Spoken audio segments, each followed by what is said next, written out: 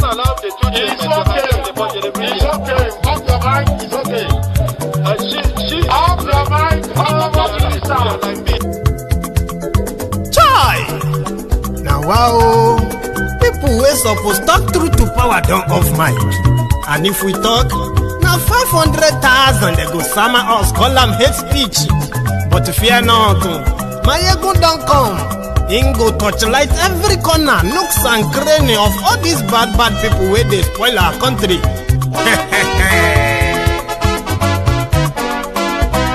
So my people make we loud, oh yo yo. Mayegun don come, oh yo yo. My people make we shout, oh yo yo. Mayegun don come, oh yo yo. Mayegun don come, man of the masses, oh yo yo. Mayegun don come, oh yo yo. Mayegun diary politico, oh yo yo. Mayegun don come, oh yo yo. This one na dey off in mind, oh yo yo. Mayegun don come, oh yo yo. And in dey touchlight every corner, oh yo yo. Mayegun don come, oh yo yo. Okay, some people be dey holla say dem want the power. Chai, dem be promise us say we go get light and power. Dem hustle sote they can't get the power. But now they know they do anything with the power. Every day, dollar just they get the higher power over naira. Still them talk say make we off mind, but thank God say Mayegun don come. So my people make you loud, oh yo yo. Mayegun don come, oh yo yo. My people make we shout, oh yo yo. Mayegun don come, oh yo yo. Mayegun don come, man of the masses, oh yo yo. Mayegun don come, oh yo yo. Mayegun diary politico, oh yo yo. Mayegun don come, oh yo yo. This one not dey off in mind, oh yo yo. Mayegun don come, oh yo yo. Person wey dey do evil no wan make person talk. Them say that Mayegun, that man too dey talk. He too dey talk. Say Mayegun diary, he dey hot like pepper. But every day, then they take money in bulk. Woman pikin dey the street dey hawk. Still them talk say make we no talk. But thank God say Mayegun don come. So my people make you loud, oh yo yo. Mayegun don come, oh yo yo. My people make you shout, oh yo yo. Mayegun don come, oh yo yo. Mayegun don come, man of the masses, oh yo yo. Mayegun don come, oh yo yo. Mayegun diary politico, oh yo yo.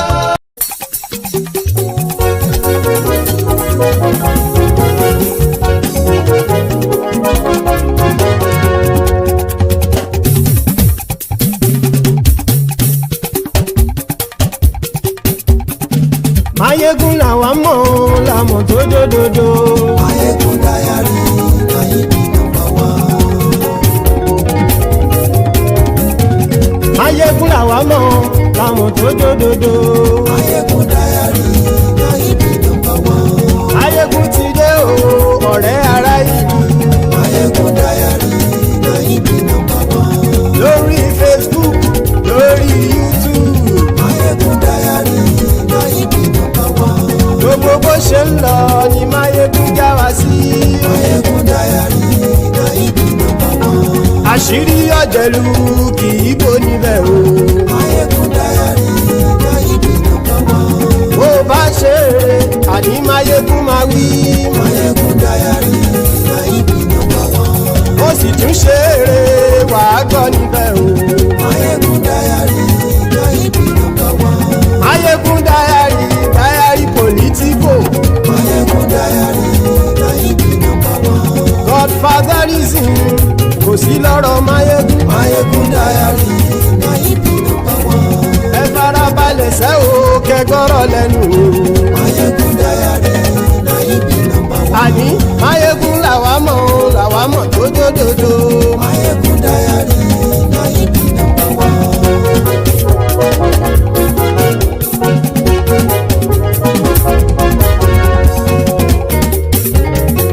Àní ẹ̀sùn ràkì. Mayegun ti dé. Mayegun ti dé. Ọ̀jẹ̀lú ẹ̀sùn ràkì. Mayegun ti dé. Àní ẹ̀sùn ràkì. Mayegun ti dé. Lórí Facebook. Mayegun ti dé. Àní ẹ̀sùn ràkì. Mayegun ti dé. lórí YouTube. Máyégún ti dé. Àní ẹ̀sùn làjù. Máyégún ti dé. Bọ́ bàbá gbé wúrẹ́. Máyégún máa wí. Àní ẹ̀sùn làjù. Máyégún ti dé. Bíjó ìgbádìyẹ. Máyégún máa wí. Àní ẹ̀sùn làjù. Máyégún ti dé. Pẹ̀sìdó bá rúfin o. Máyégún máa wí. Àní ẹ̀sùn làjù. Máyégún ti dé. Ọlọ́pàá tó gba rìbá bí gómìnà kówó jẹ Máyégún máa wí àní ẹ̀sùn raki Máyégún ti dé. Hello there. Good morning to you. Good afternoon to you. And good evening to you from wherever you are joining us. This is Máyégún Live. And thank you very much for joining me. Remember, read beyond the caption of this broadcast. Read the description as well. Like it. Share it. Invite your friends. Invite your not so friendly friends. Tell them that Máyégún today, and obviously today is Sunday. It is also Sunday sermon. And just a very quick one, a quick caveat for our new members, especially on YouTube. We have received over 1,000 400 or 500 new subscribers in the last 7 days. Incredible. This is just to kind of remind you, if you are new on Máyégún's Diary Political, so that we do not misunderstand ourselves, okay? This platform is not friendly with anything pro APC. Egbekegbe. This platform is not in support of anything pro-religion. In as much as we respect all religions, we have pointed it out on this platform how the rogues in Nigeria have used religion to manipulate the people, hold them down for the criminal political class. And that is why, you know, on Máyégún's Diary Political, we do not do political correctness. Okay? We do not have any respect, no matter how tiny it is, for anyone that is associated with the APC, Egbekegbe, whether they are old or they are young. We do not have any regard for them. We do not do unity begging on Máyégún's Diary Political. And do you want to know the height of it? Chunk of us on this platform are pro break up Nigeria. I mean, I bet peacefully. Yeah? Which means our teachings, our standings, and everything that this platform stands for is to show to you and make you have a better understanding what is Nigeria. Against all the lies you have been told, do not beg for unity here. Let us come together. Let us all come together for our... Don't do that here, okay? So that you don't begin to feel like, we hate Nigeria. We do not hate Nigeria. It's just that we are also not deceived by that statement, one Nigeria. We are not deceived. Do you understand? And we have our reasons, we have our fact-checked reasons why we do not buy that lies anymore. So don't begin to feel like you have an advice for me. don't advise me. All right? And also, just so you understand, every word that comes out of my mouth, none of them is a mistake. Okay? I don't do gaffes. I don't do a slip of tongue. If I want to call somebody weary, I'll call them weary. No hold bar. Do you understand? So that you don't sit down there and begin to try to want to advise, because in the comment section alone, there are people that will come for you. So don't embarrass yourself, okay? On this platform, we are not preaching one Nigeria. What we preach is the truth about Nigeria. And then it is now up to you what you do or what you make with that truth. Do you understand? The real enemies of Nigeria are the people we expose on Mayegun's Diary Political. These are those who are trying to force us to be patriotic, but they are unpatriotic elements. They are the looters, the destroyers, the dividers, and the criminals that represent that place. Those who have the opportunity to make that place a better place, but they choose not to. Do you understand? I'm saying this is not new to those who have been with us when we clock our 100,000 subscribers on YouTube, okay? But this is just for those of you who probably stumbled on this platform by chance or by the YouTube, YouTube recommendation. We appreciate you coming on, okay? But if you want to know the truth about Nigeria and why Nigeria that they probably told you is a lie, Mayegun's Diary Political may be able to do that for you, to help you. Also, Mayegun's Diary Political respects all religions, like I said earlier, but we also know those we call the pulpit bandits, pastorpreneurs, all right? The bedsheet wearing or the bedsheet wrapping terrorists who are hiding behind Islam to perpetuate all kinds of criminality, holding people down for the political ruining grass, like Dele Farutimi called them. Once we have this understanding, right, I swear you will enjoy this platform. I mean, you will enjoy here. We do not cherry pick.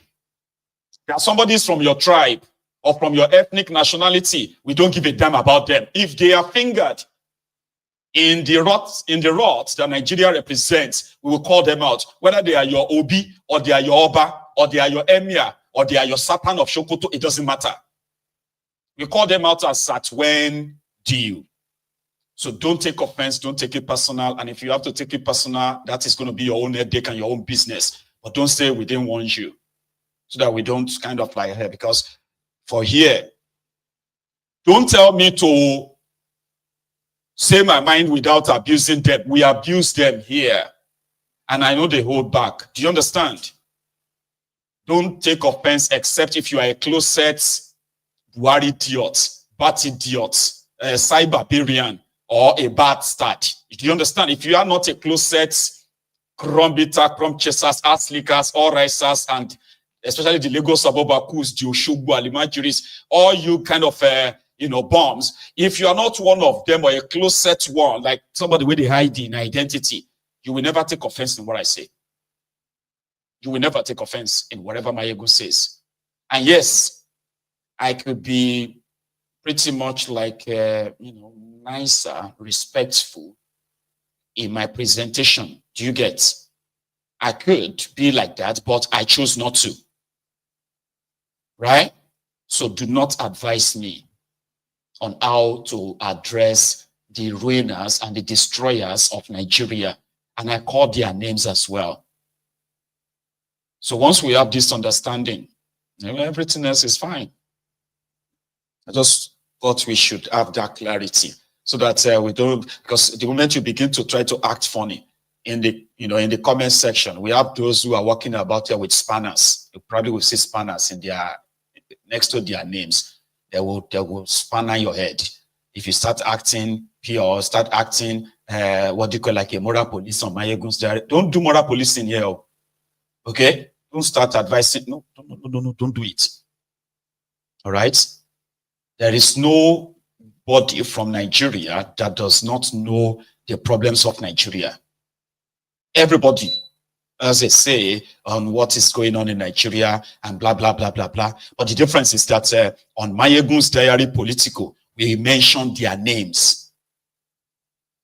Do you understand?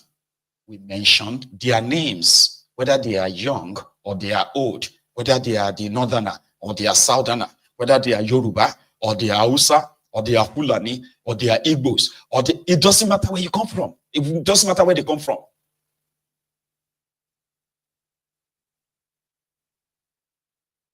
Tifnumbu, the Jaga Addicti, the Jaga Banditi, the Ashiwaju Awole, the Ashiwaju Awagberu, the druggie, certificate forger, Tifnumbu, told everyone, or I think it was his handlers that told us that the deal they signed with France, Macron, is not to recolonize the Nigeria resources. Last year, French, or should I say France, fortune started dwindling when their supposed colonies in Africa got their true independence. And what does that mean? Countries like Niger, Mali, Burkina Faso, Chad, Senegal, they started a journey of self-discovery, self-liberation by cutting off their relationship with France for over 6 decades. In the earliest, for over 6 decades, France was exploiting these countries, French-speaking West African countries. They are among the poorest countries in the world, but they're supposed to be, by providence, right? They were supposed to be the richest, or among the richest countries in the world. Unfortunately, France, that colonized them, then gave them independence, which was like a fake independence, right? Continued to exploit them. And it was like taking their resources for next to nothing until the France or the French government's stooges in these countries were booted out. And at first, France wanted to use what they normally used before, that is, use their different bases in this region, okay, to to arm or further arm the different terror groups in this axis to help them topple these governments. But they failed. Baba, Burkina Faso alone, they have attempted to kill the guy between 2023 and 2024. They've attempted to kill the guy 6 times. So Niger, which was like the last old, also broke free last year.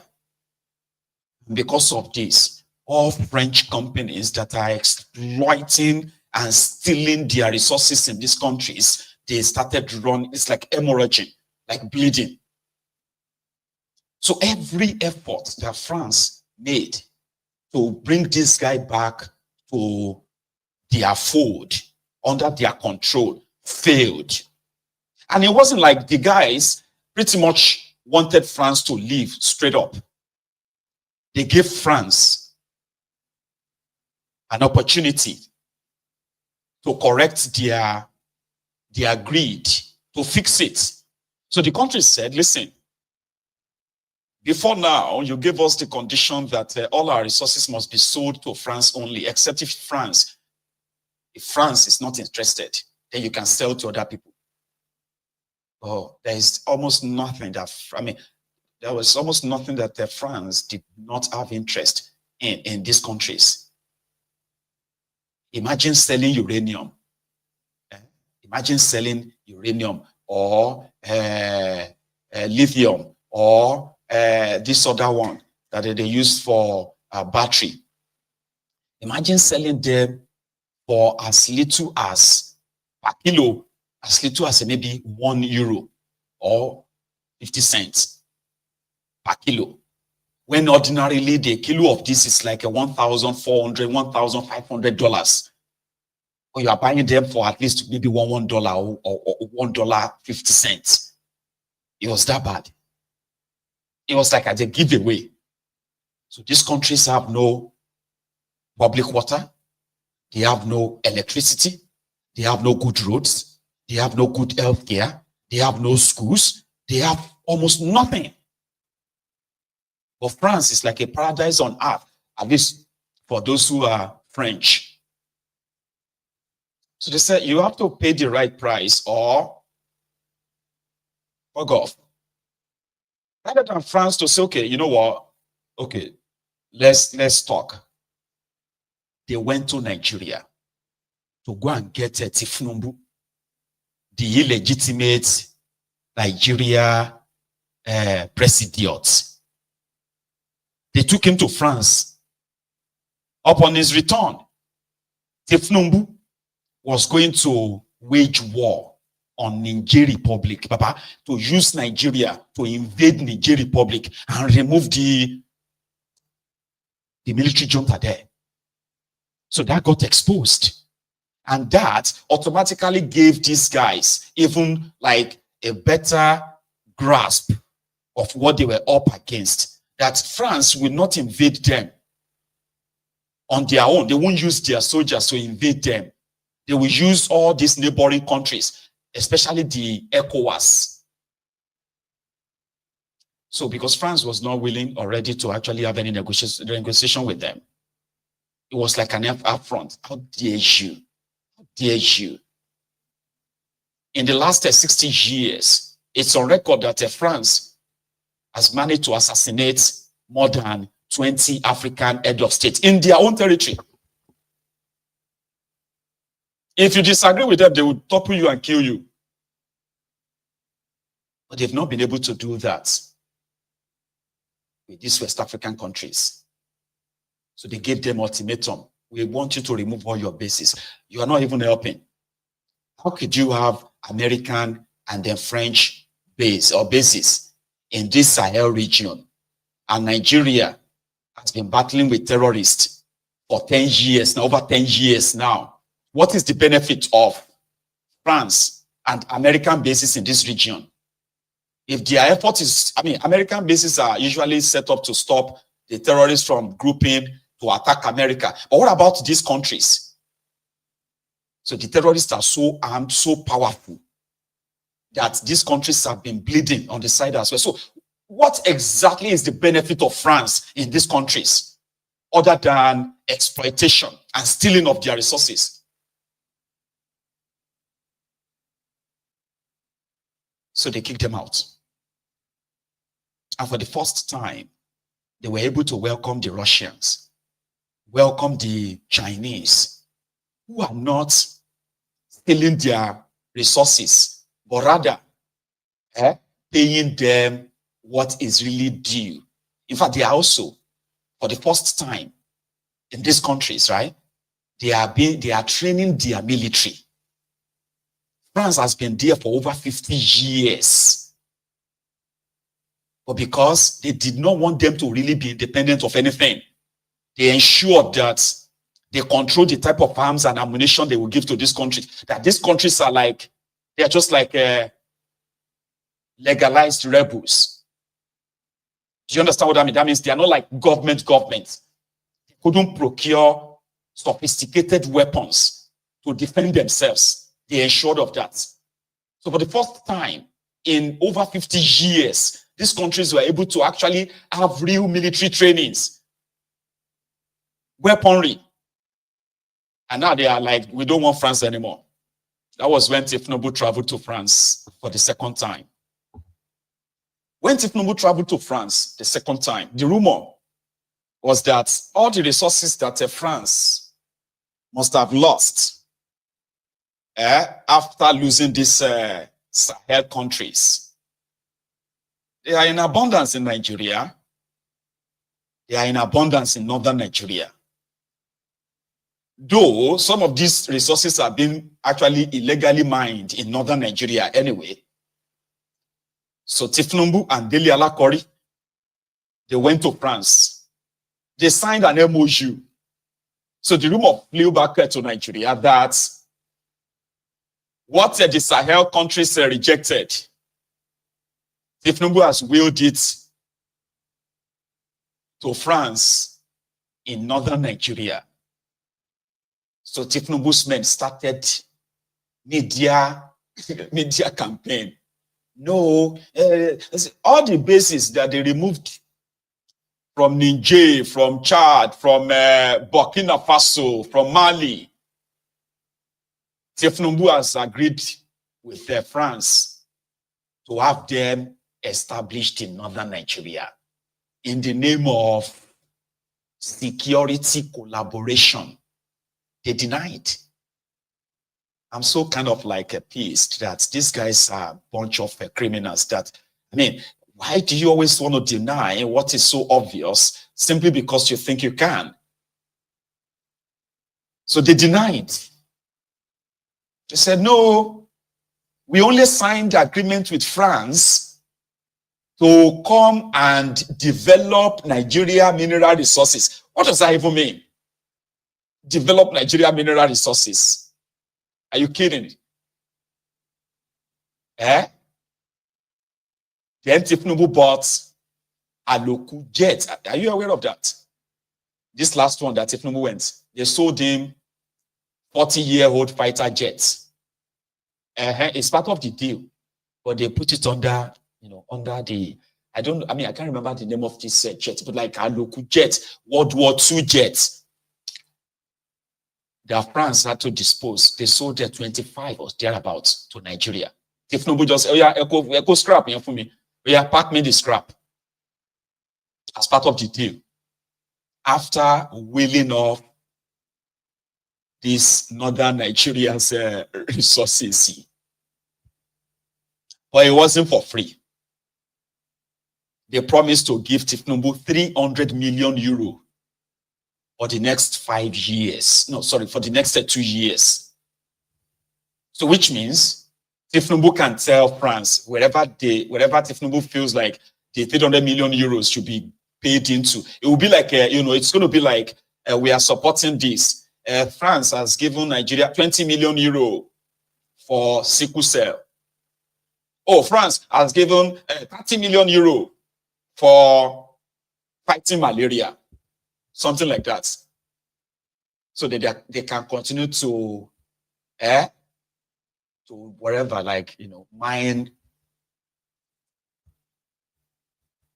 critical mineral resources. That's what they call it. The MOU that Tinubu signed is called Partnering with France on Developing Critical mineral resources. They need uranium, especially, to continue to power France electricity. They need that. And they are about running out from what they have been taking from Niger Republic. So wherever you have the uranium in northern Nigeria, the Arewa North, France. So France has also partnered with Nigeria to bring in all these their forces into Nigeria. We're in partnership. It's not new. It usually was an arrangement between Nigeria and Britain, where, that murderous group called the SARS in Nigeria, that criminal gang called SARS in Nigeria. Do you know that for more than 6 or 8 years now, it was the UK government. Yeah, the UK government that is funding SARS in Nigeria. Do you know that? Did you know that? They usually send the UK police, the MI6, they usually send them to Nigeria to go and perform what they call the training for the SARS in Nigeria. Were you aware of that? Including the salary of the SARS in Nigeria up until 2020. I don't know about now, but until 2020, it was the UK government that was paying the salary of SARS in Nigeria. Are you aware? No? Okay, it doesn't matter anyway. So there was this video that went viral about a week or two ago. And the video was the mock counterterrorism training between Nigerian Navy, Nigerian Army, and the French forces, French Army. I don't know, maybe, I don't know if you see the video online, but it came with this funny sound like it's a movie. So that's why, I can't really share it with you because I'm not sure if that audio in it is copyrighted. Some of you should go and look for it, especially on Twitter. Go on Twitter or on X and search for this Nigerian France counterterrorism sort of a practice or something. So this became more pronounced in northern Nigeria that the French governments, they are coming to establish base and bases. Once they move their base from this Niger, Burkina Faso, Mali, they are moving them to northern Nigeria. Because usually the reason why they have all these bases there is to protect the French companies operating in that area. So if their companies are being chased away from these countries and they are moving to Nigeria, they can't rely on Nigerian security. They need their own forces close by. They don't have any interest in your security. They are not interested in your what have you. The only thing is that there is a chance that there will be more, increased terrorism, especially in northern Nigeria now. There will be increased terrorism. But all of this, one, is to ensure that in areas where they have spotted their mineral resources of interest, they need to chase the people away. And the only people that can chase them away are the terrorists. So that their companies can move in. When their companies move in, they need protection for them. And that's why you see all these bases. The bases are not to protect Africa or Africans. If not, you will not see any single terrorist in these places. Why is that? You are taking all these resources, but you don't want to protect the locals. They don't care about you. They don't care about us. They don't care about any of us. Look on. They have to protect what is theirs. And the only way they can do that is to come in the pretense of, we are trying to protect you too. So Tifnumbu denied. They're still denying. They haven't set up any base yet. But now, Nigeria and France, they are already carrying out what is called joint operation, joint patrol, joint training. All of this, there never was in Nigeria until Tifnumbu became your president. Here is one man, slip of tongue. He's a soldier. After the chief of defense staff, Musa denied any plan of establishing French base in Nigeria. Here is a soldier speaking in Hausa that, yes, we are now working with the French authority in patrolling and then, in providing security. What? Zai ƙara ci gaba da taimaka mana wajen ciccire abinda masu fashe wannan wanda su yan boko suke sa mana hanya yana kashe mana jama'a da sauransu. Yan boko haram ba yan boko ba, yan boko haram. Ai amfanin abin shine zai taimaka mana inda suka sa su za mu je mai amfani da kayayyakin mu ciro. So abu ne mai muhimmanci su taimaka mana akan yakin nan da ake yanzu. Taimako daidai gurgudu kasar UK tana mana. Kuma you don't have to understand the Hausa, don't worry. At least, did you not see the French soldier behind him? We are working together to stop the Boko Haram. We have the French forces here working with us in ensuring that we stop Boko Haram. France, as they've had their bases in this Sahel region for more than 40 years. And there is a record where people believe that they are actually the brain behind the Boko Haram and some of these terrorists in the Sahel. Yes. So now they are in Nigeria. They are in Nigeria, my goodness.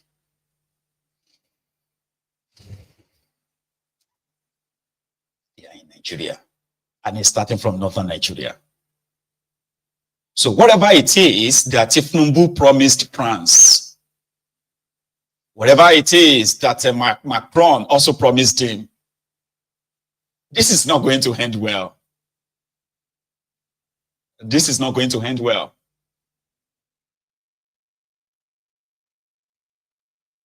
But I will leave that to those who once tried to kill us all. They called us infidels. That any of us against Muslim tickets, we are enemies of Islam, according to them. They told us that no infidel will lead them. So now they have Muslim tickets. So how far is that so far? How far is that going now? Because right now they are now like dagger down with the Tinubu. While Tinubu himself is like, I know they listen to social media anymore. I don't read social media anymore. They abuse the hell out of me.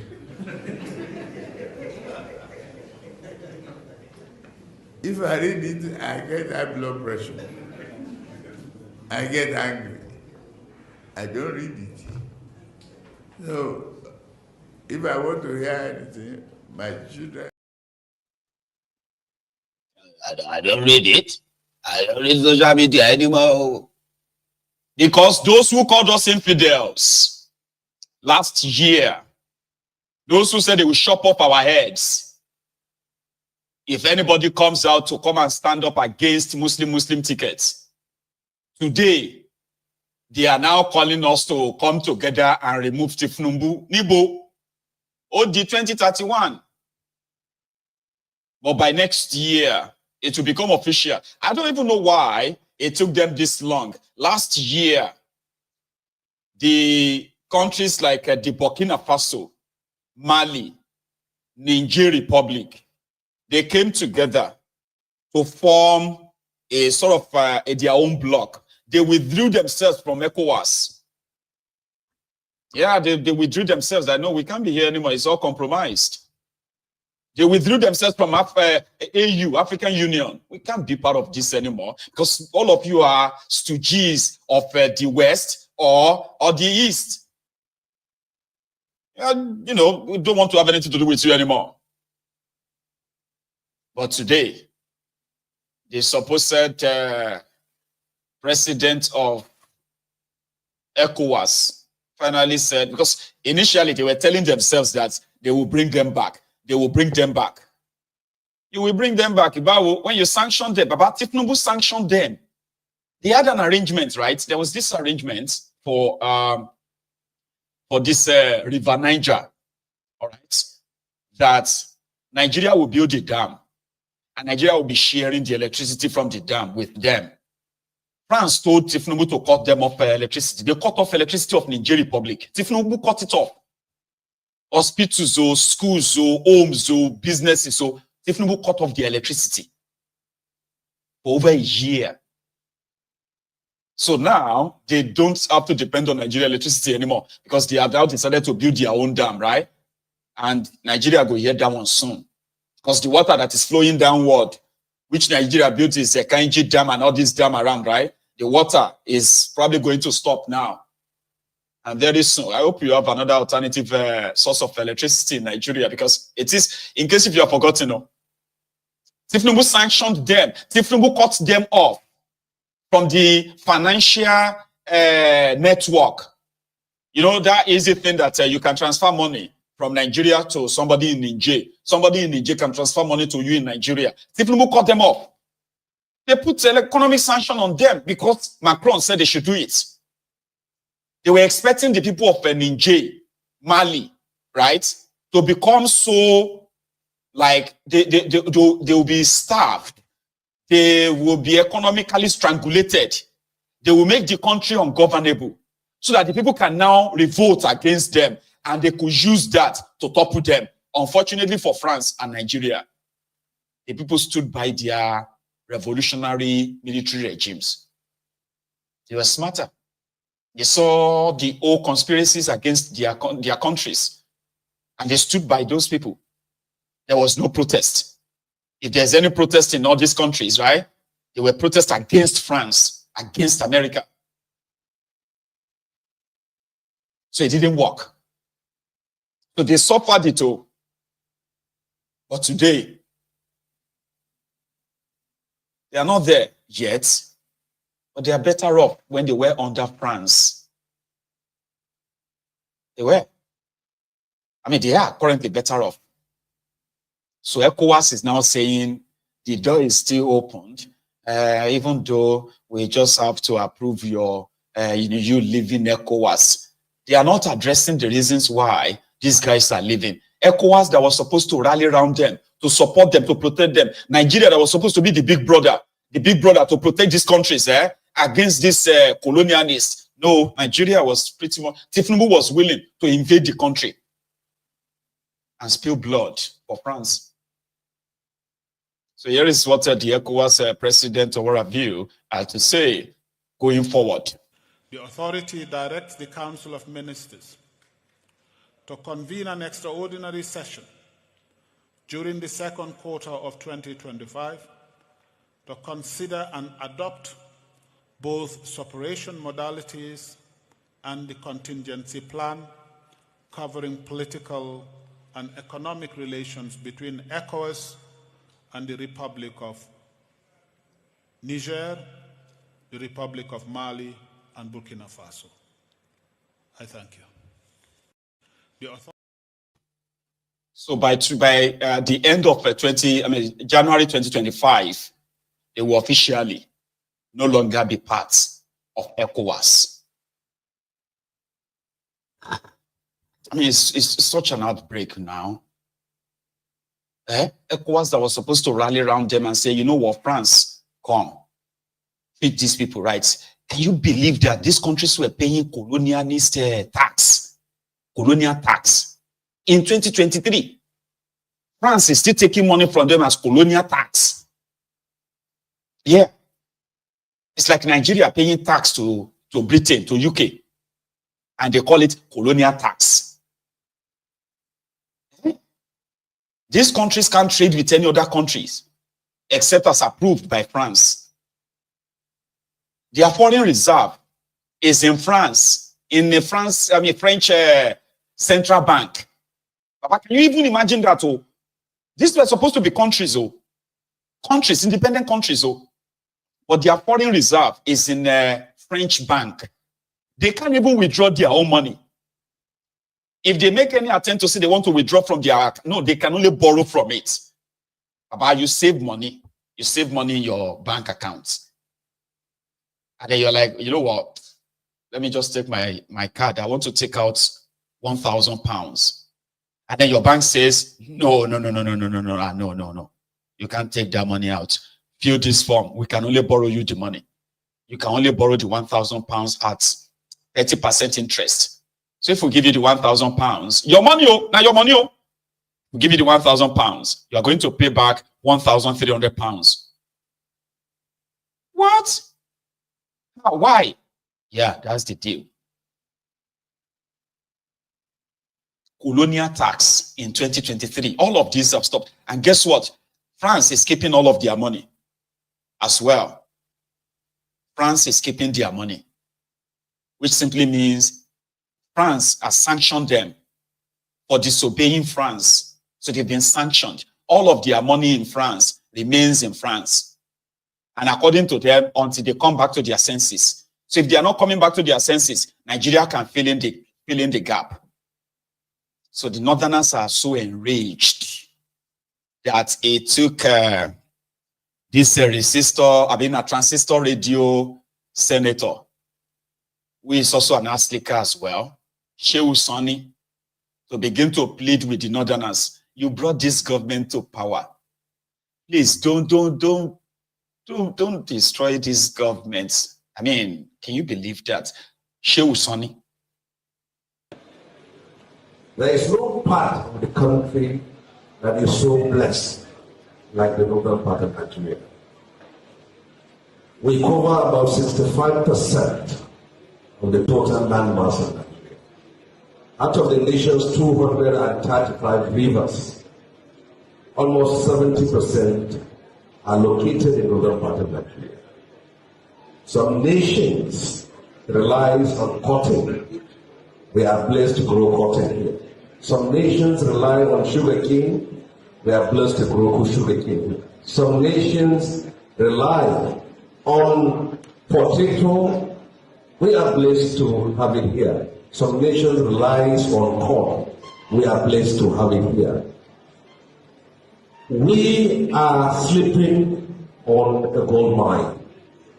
There is no natural resources that is available in all parts of the world that is not within the ground level of our soil here in the north.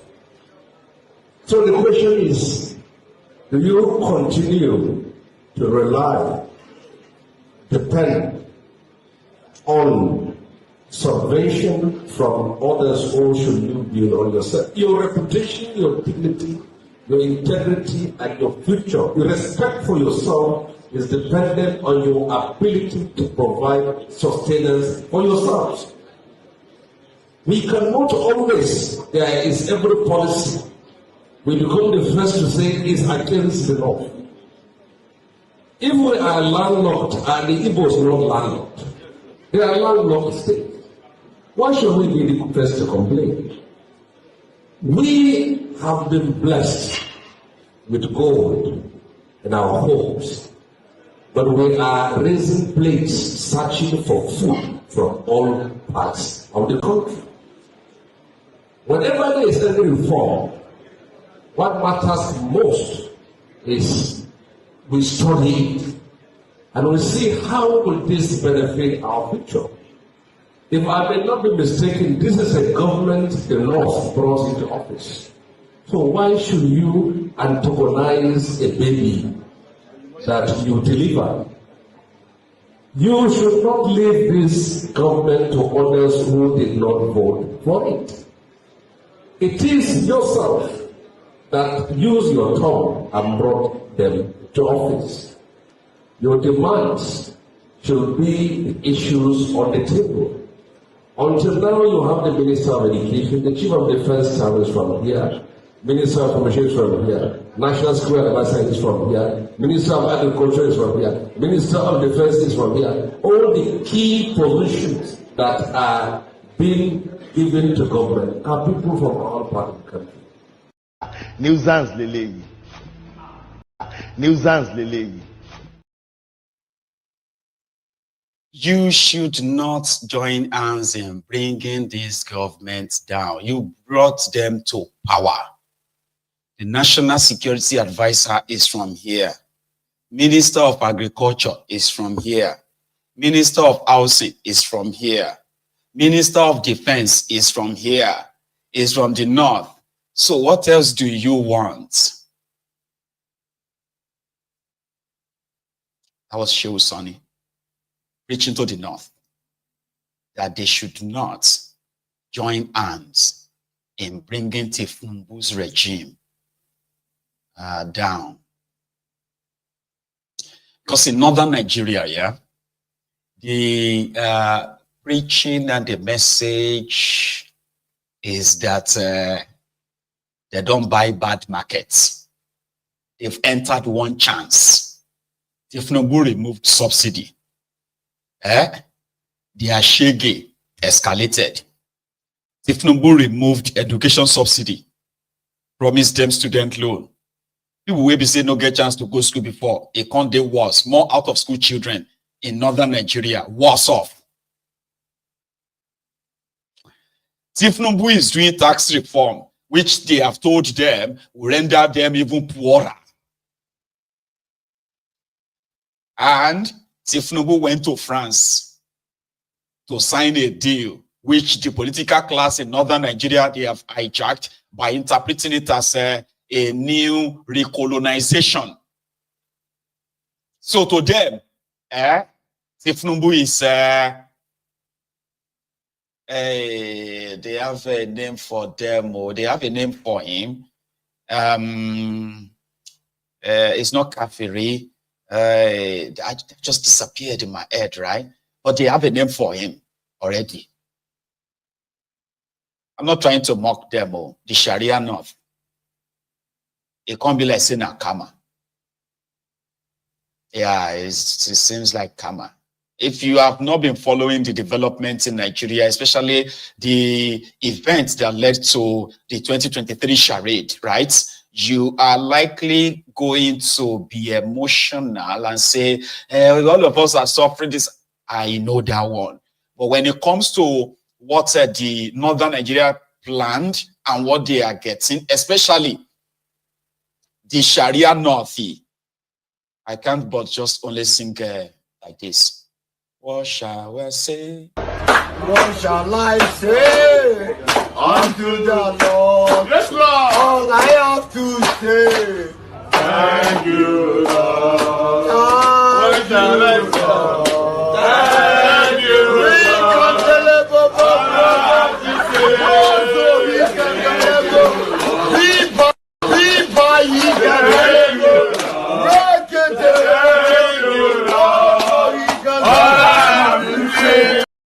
Yes, thank you, Lord.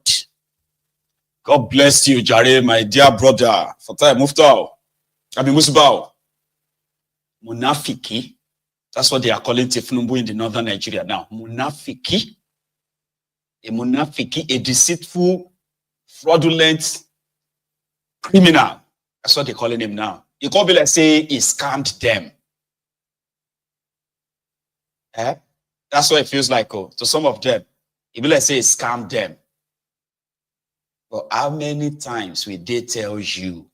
How many times would they tell you before you know that Nigeria is not for you? Now they never leave you. They have left you behind. Photo, not be juju be that. Sorry, oh. May God not allow them, may them kill you. 70 years old man. We work with you to build a Nigeria that is not corrupt. I bring you a message of hope.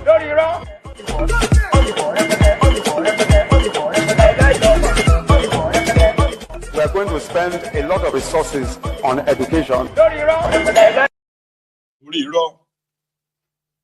And then you have been seeing this false sort of rage in Nigeria because Kemi Badenoch said he's more Yoruba than Nigerian. So people should stop kind of referring to her as Nigerian or Nigerian this or that. Right? Do you remember when Kemi Badenoch won the leadership election of the Conservative Party, the Tories in the UK, a few weeks back? And the majority of these one Nigerianists, the gullible ones, they were celebrating it. How many of you remember that? And I did a program on that. I did. I think that celebration didn't last. Yes, in Nigeria is going to be UK Prime Minister. Yes. This is a great achievement for Nigeria. And Nigeria is a, you know that if you leave that contraption, right, and you end up anywhere and you try to possibly make something for yourself, okay, Nigeria will they want to claim you. Yeah, that's when you become a role model in Nigeria. Right now, they have this guy who just won the election as the president. Is that what it is? African Wala, president of the Canadian Medical Association, something like that. There's this guy from Nigeria, and they are celebrating him. This Ponus, they are celebrating. That's one thing about Nigeria. You get that now. So once you go anywhere in the world and you try, you thrive, and you become something, you make a name for yourself, Nigeria will want to kind of claim you. They automatically want to claim you. Then you're automatically Nigerian. And then they expect you to begin to talk about Nigeria as a good place. People are living in the shithole. People are being treated like they are not even citizens of that country. Life is worthless in Nigeria. Everybody knows that. But the moment you make a name for yourself, whether you become an MP in the UK or you become a congressman in America, or you shall become something anywhere in the world, the Nigerian media will begin to splash they're splashing your pictures all over their media.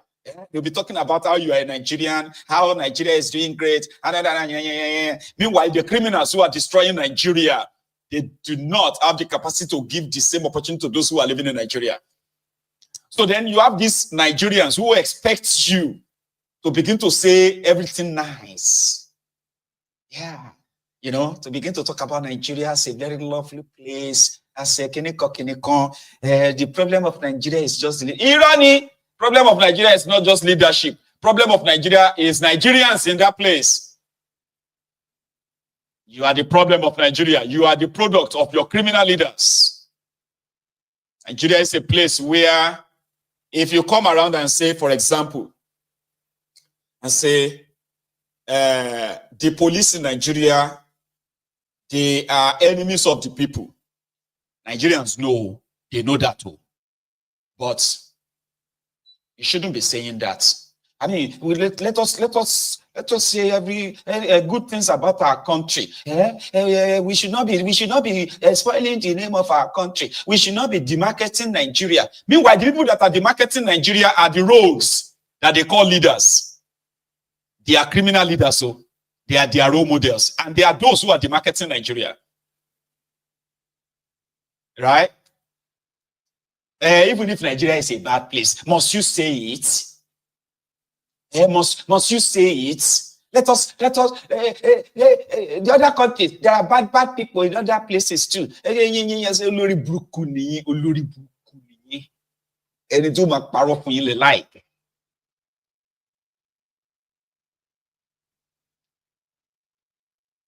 You have somebody who is. I'll try to give you an example, right? Let's say a guy shared something. He was staying in an hotel in Enugu, and the hotel per night is 70,000 naira per night. But there is no water. They have to use a bucket. It was supposed to be a 4-star hotel, but they have to use buckets. They go and fetch water for you to have your shower in 4-star hotel. And the guy said, man, look at this. How can this about Nigerians? You want to spy business for them? Must you complain about everything? What is the big deal? We all use bucket to fetch water to bath at home. Don't you use bucket to fetch water and bath at home? I go use bucket fetch water to bath at home. I go still use bucket fetch water to bath in a hotel where they pay 70,000 naira per night. So you want to spy the business, people's business in it? Yeah? Then let us watch what we are saying. Let us all fear God. Eh? Why don't you just go to another hotel then? Or why don't you bring your own water from home?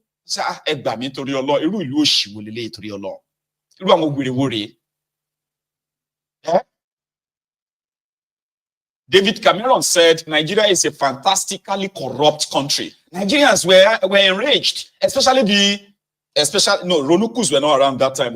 Buhari Dins, Buhari Diderins, Buhari Denotus, Buhari Dijatus, Buhari Shukus, Ngozi Aris, Nneka Aris, so obedient fools, sophisticated morons, ombud slaves, voluntary slaves, Lagos Abobakus, Oshogbo Alimajiris, all these guys, right? They want to strangulate David Cameron. How dare you? Are you not the ones who corrupt us? Are you not the one who is taking all the loot from Nigeria? Are you corrupt? Are you not?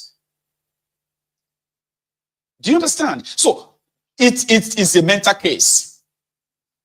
When if you dare speak on the rot in Nigeria, the victims of that rot, they will come for you.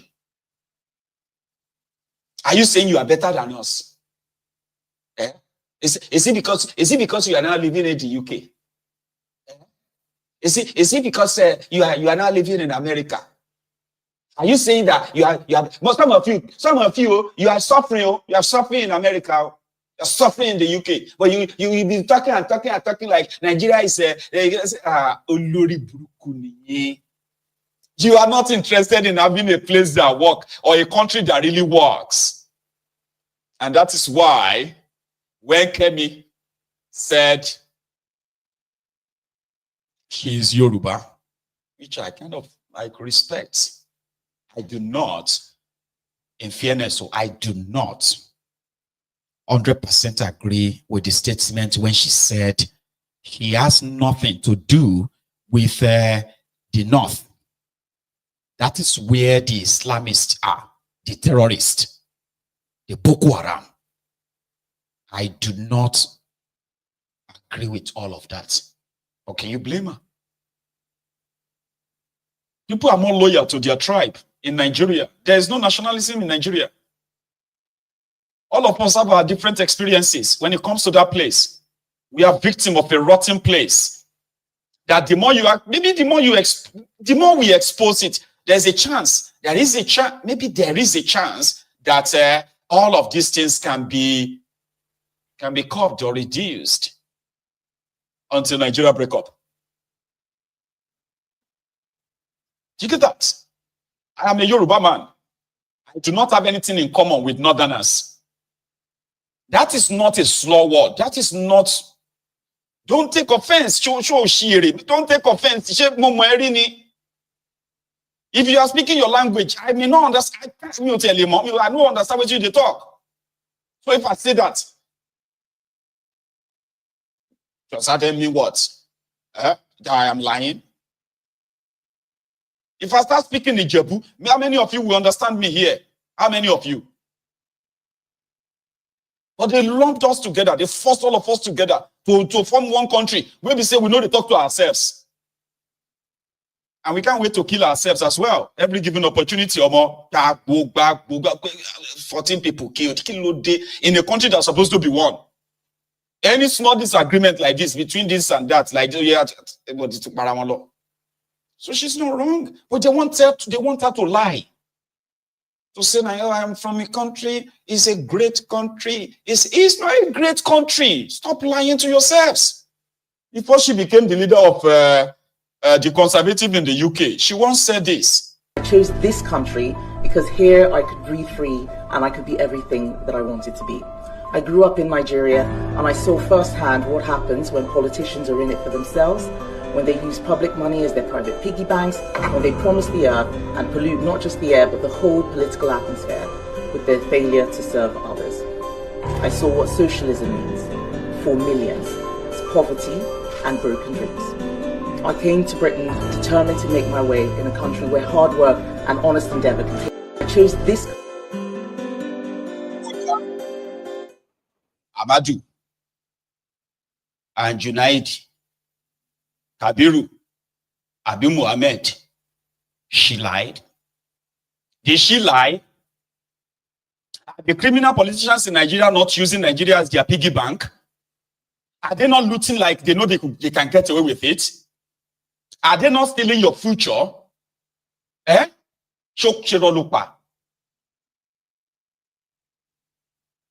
Eh?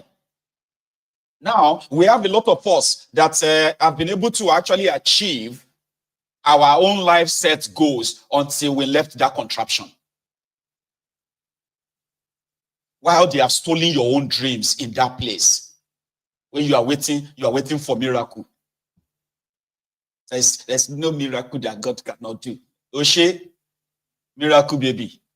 Miracle no dey tire Jesus. Miracle like when your frustration enter you so deep, you go come sit down, they imagine. Imagination go won't finish you. Oh more. Man, I wish that I just they go like this. The police just they chase armed robbers. And armed robbers, They'll just throw the money. They'll drop the money. I'll just, or more. Imagine they just drop the money. And I open the bag like this. Ghana must go, dollars. Which I go first do? I go try and, I need to invest. Olori Bruku, imagination won't finish you. In a place where people go tell you, say, you feel go to bed, poor, and you can wake up tomorrow morning, a billionaire. Nigeria, I lived there. I lived there too. They looted you. They steal everything from you. She's been honest.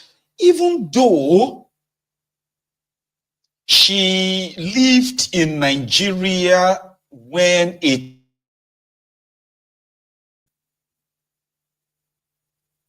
I am not going to dispute that. But she's not going to be your PR agent. Frustration to buy everybody to buy a lot of people. Frustration. You could see them imagination weary. Yeah? Man, I just received one call. Maybe say, one call that can change my life. Change your life, Bawo. So Kemi said, it is a place where poverty is man-made. And she's right. It is a place where the greed and selfishness of your criminal leaders led to the increase in poverty in that place. She is right. She's not going to be your PR. She's not going to tell a lie. Even if you are kind of mad, you're mad at her, that's fine. Have you heard Kemi's father? He's a pro-Yoruba. Compared to this Olusegun Obayeje. Yeah. Olusegun Obayeje he claims to be a nationalist. Okay. He has been rewarded many times. And Nigeria has been so good to him and his family. But what did he give back? A country that is now the poverty capital of the world, where dreams die. Nigeria is a place where dreams die. So he once said, his Nigerianness is greater than his Yorubaness. Why wouldn't that be? If I become your president too, I will love Nigeria. I'll tell you that Nigeria is the greatest country. Abi? But is that the same? Is that the reality of all of you from every part of Nigeria? Is it? One thing that we have in common, Nigeria, Ijo nation, if you like. I have never used Yoruba nation, and I will never. Because I believe that my Nigerianness is bigger than my Yorubaness. And neither my Yorubaness nor my Nigerianness should stand in the way of each other. For me, my Nigerianness is very important because I am more than what I should have been as a Nigerian than as an Oduduwa Republic man. And I believe that that should be the case for every one of us. And again, why should the accident of my place of birth be a hindrance for me as a human being, first of all, and for me as a Nigerian? If I have been born in Sokoto, the chances are probably 99 to 1, I will have been a Muslim. If I have been born in Sokoto. If Sultan had been born in Abeokuta, the chances are 99, no, it won't be 99. It will probably be 55 to 45 that he will be a Christian. Now, what has brought a change, or what he has brought, what he is, or what I am, is where I was born, by whom I was born, and maybe when I was born. Why should that be a deciding factor for me as a human being? Nuisance lele. That is what selfishness sounds like. In case if you are not so sure. Okay, selfishness is when if I am fine and you are not, at least pretend that you are fine. Okay, like let's pretend. Your concern is not really a big deal. Come on, like my Nigerianness is bigger. My Nigerianness is bigger than my Yorubaness. What? Like, Okemi is the daughter of her father, Mr. Adegoke. Kemi was born in London. Then Kemi was sent back to Nigeria to, until she turned 16. She is Olukemi Adegoke before she became Olukemi Badenoch or Kemi Badenoch. And when you listen to her father, sorry to those of you who don't understand the Yoruba, can somebody help me kind of type this, subtitle this video I'm about to play you to Yoruba, please, okay? I'm sorry, to English, for those of you who don't understand the Yoruba. Her father is pro-Yoruba. Her father was pro-Yoruba when he was alive. Is he still alive or gone? I think he's still alive. So last year, he was interviewed. Okay, sorry, 2022. This video I'm about to play for you now is from 2022. And it was towards the time they were preparing for their 2023 charade. He's a pro-Yoruba. He raised his daughter same way. So when Kemi said she is more of Yoruba than Nigeria because she has nothing in common with these northerners. And she's right, even though people have taken offense. But do you know that this is how people actually feel? Yeah. I mean, when I was growing up, right, Yorubas feel more loyal to Yoruba land than they are to Nigeria. I don't know. See, if you are not a Yoruba person, I can't speak for you. I can't. But I promise you this is true, that Yorubas feel more, more loyal to Yoruba land than to Nigeria. It is only the Yoruba politicians who understands how to use Yoruba as a meal ticket for political positions in Nigeria that are interested in Nigeria. And their interest in Nigeria is not to make Nigeria better. It is to make themselves and their families better, not Nigeria. I don't know. Maybe some people will probably lie to themselves that it is not so. Fine. I pledge to Nigeria, my country, to disobey loyal and honest, and all those nonsense, right? Yes, we were indoctrinated as well. But the moment we started growing, like we started understanding things like geopolitics and all of that, we are more loyal to our ethnic nationality than to Nigeria. You don't have to agree with me. Listen to this old us. He raised this, he was in the UK, right? He gave birth to his children in the UK. He sent them back to Nigeria, to Yoruba land, to go and study until they turned 16, then brought them back to the UK, especially Kemi. So to Kemi, she's from the home where being Yoruba is more valuable than being Nigerian, just so you know. Here, the old man. Pé ní 2023 kí Yorùbá kó lọ gbé igbá kó di ààrẹ tó bá ti ṣe yẹn pé nǹkan á bọ́ sípò. Èmi ń sọ wípé ọ̀rọ̀ òpònú gbà ní ọ̀rọ̀ òpònú tí ò mọ́gbọ́n wá. Ṣèbílẹ̀ Yorùbá ni Ọbásanjọ́ ti wá, ó lọ́dún 8 ń bẹ̀. Kí ìgbésẹ̀ wo ló gbé? Jonathan kò ṣáà ń ṣe Fúlàní, òun náà lọ́dún 6 ń bẹ̀. Kí láǹfààní ẹ̀? Kí ni ìtúwo ni ẹnìkankan wá fẹ́ pa torí pé òun jẹ́ Yorùbá? Ìgbà tí wọ́n dìbò ìbò gbẹ̀yìn yìí, táwọn èèyàn ti rí pé ọ̀nà tí Buhari ń gbà yìí kò sọ́nà ń bẹ o.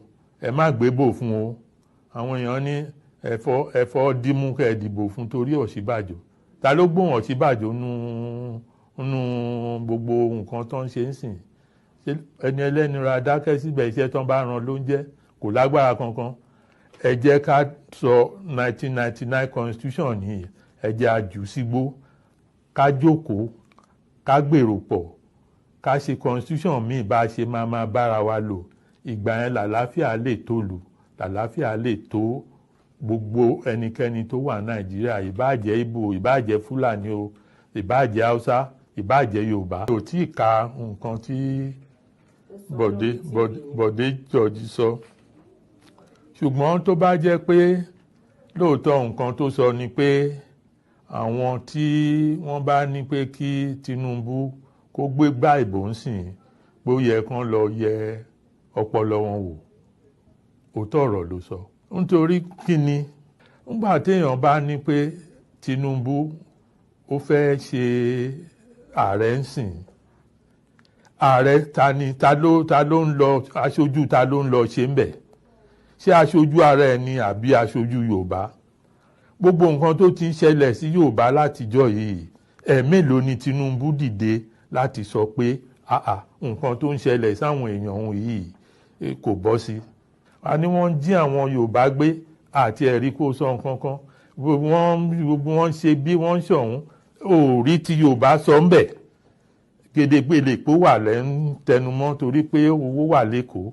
àfẹ́lẹ́fẹ́ lọ ṣe ẹni tó bá ní kí Tinubu ṣe orí ẹ̀ ó yẹ kán yẹ orí ẹ̀ wò lóòótọ́ o òótọ́ ni Bọ̀dé George sọ èmi àti Bọ̀dé George àjọ jókòó báyìí ká sọ̀rọ̀ rí ṣùgbọ́n téèyàn bá sòótọ́ ọ̀rọ̀ ó yẹ ká lè sọ èèyàn kan ò lè dájìjàǹgbara kò ṣeé ṣe àwọn dẹ̀ sọ pé màjàmásá là máa kin lóòótọ́ akínkanjú ní Sunday Ìgbòho ó dẹ̀ pariwo ó ṣẹ̀tọ́ lóòótọ́ gbogbo bó ṣe pariwo ẹ̀ ó láǹfààní láti jí àwọn ọmọ ọ̀dọ́ láti rí gbogbo nǹkan tí ó ń ṣẹlẹ̀ oríṣiríṣi ìrẹ́jẹ tó wà ní ilẹ̀ Nàìjíríà àti pé tá a bá dá dúró tiwa á ṣe wá láǹfààní ṣùgbọ́n bọ́n ṣe ń ja ìjàǹgbara kọ́ nìyẹn kì í ṣe kùmọ̀ àtàdá la máa fi ja ìjàǹgbara yìí ọgbọ́n àti làákàyè òun ni àwọn èèyàn tó ń tì í pé wọ́n sọ ọ́ di òòṣà àwọn ló jẹ́ kó di pé ó gbé nǹkan kọjá ibi tí ò yẹ kó lọ bó ṣe jẹ́ yẹn ṣùgbọ́n bó ṣe sápò ń lò kò sí nǹkan tó burú èèyàn ò ní láti jẹ́ awòràwọ̀ kó tó mọ̀ pé ọdún 2023 yìí irọ́ pọ̀ ń bẹ ọ̀nà àti dìbò ń gbà yẹn ó le púpọ̀ tí a bá dẹ̀ ṣọ́ra tá a bá ń ba lọ bá a ṣe ń ba lọ yìí 2023 ìlú tá à ń pè Nàìjíríà yìí ó lè má sí mọ́ àwa ò sọ̀rọ̀ nípa secession nǹkan tá à ń sọ ni pé nǹkan tó wà ní orílẹ̀-èdè yìí ó tó olúkálùkù nǹkan tá a dẹ̀ ń sọ ni pé ẹ fún olúkálùkù ẹlẹ́yàmẹ̀yà ní àǹfààní kó jẹ́ pé a máa dáàbò bo ara wa àwa gbogbo nǹkan tó ń ṣẹlẹ̀ ní agbègbè wa ó wà ní ìkáwọ́ wa kì í ṣe pé kéèyàn kan dúró sí ẹgbẹ̀rún máìlì kó máa sọ fún wa pé báyìí ni ká ṣe fọgọ́tọ̀ pé ní 2020. That's the old man. That was Kemi Badenoch said that. And the interview that riled some of these bat idiots online was this interview that Kemi granted one platform where she was asked about her experience or her plan for the British police. And she shared her own experience, personal experience, talking about when the Nigerian police robbed her own brother. They stole her brother's shoes and wristwatch. As if to say that's not true, I will share one with you now. Watch this interview in parts. Anything like British culture or American culture. We've just absorbed things from all sorts of other places. So there's nothing wrong with us absorbing more. This is nonsense. If you don't defend your culture, it will disappear. And when people come to a country, they should want to be a part of that country. We are not a hotel. We are not a dormitory just for some people who want to make money and go off. This is our home and we need to look after it. And that means making sure that the people who come to the country are compatible with those beliefs and at the very least do not damage that. I think that means getting more migration from places that are more like-minded, one, but two, making sure that those people who do come to the country, this is far more important, understand that these are the terms that they accept when they want to move to the UK. It's not about bringing the culture from the other place and turning the UK into the place you've just come from. If I wanted to be in Nigeria, I would have moved back to Nigeria. I don't want to recreate Nigeria in the UK. And I think that there are many people who come from countries where they want to recreate what they are familiar with in the UK. That is bad for social cohesion, and it is bad for the very things that made Britain what it is. All of those things which I call, I know you use liberal differently in the US, but there's things that I call liberal values, free speech, equality under the law. People don't understand how special this stuff is. Freedom, that being treated the same no matter who you are, whether you're the poorest person or the richest person, the presumption of innocence, something that's thrown away with cancel culture. We've got to fight these things. And I know what it is like to live in a place that doesn't have these things. So it's very, very precious. And I will die to protect those things. And I don't want the UK being turned into the sort of place that everybody else is running from. Somebody has to defend. Use them to try and destroy us. Do you trust the British police? I do. But, remember my experience with the police in Nigeria was very negative. And coming to the UK, my first experience with the police was very positive. The police in Nigeria would rob us. So when people say, I had this bad experience with the police because I'm black and they're white, I was like, well, I remember the police stole my brother's shoes and his watch. His shoes? Yeah, they took his shoes and his watch. It's a very poor country. So, people do all sorts of things, and giving people a gun is just a license to intimidate. But that's not the bar we should use for British police. Obviously, it should be much higher. But my experience was so positive. When I was burgled, for example, the police were there, very helpful. They eventually caught the person. This is 2004. So 20 years ago, the police did catch criminals. And now we've given them too much to do, in my view. So, did she lie? The question is, did she lie? Are the Nigerian police not criminals?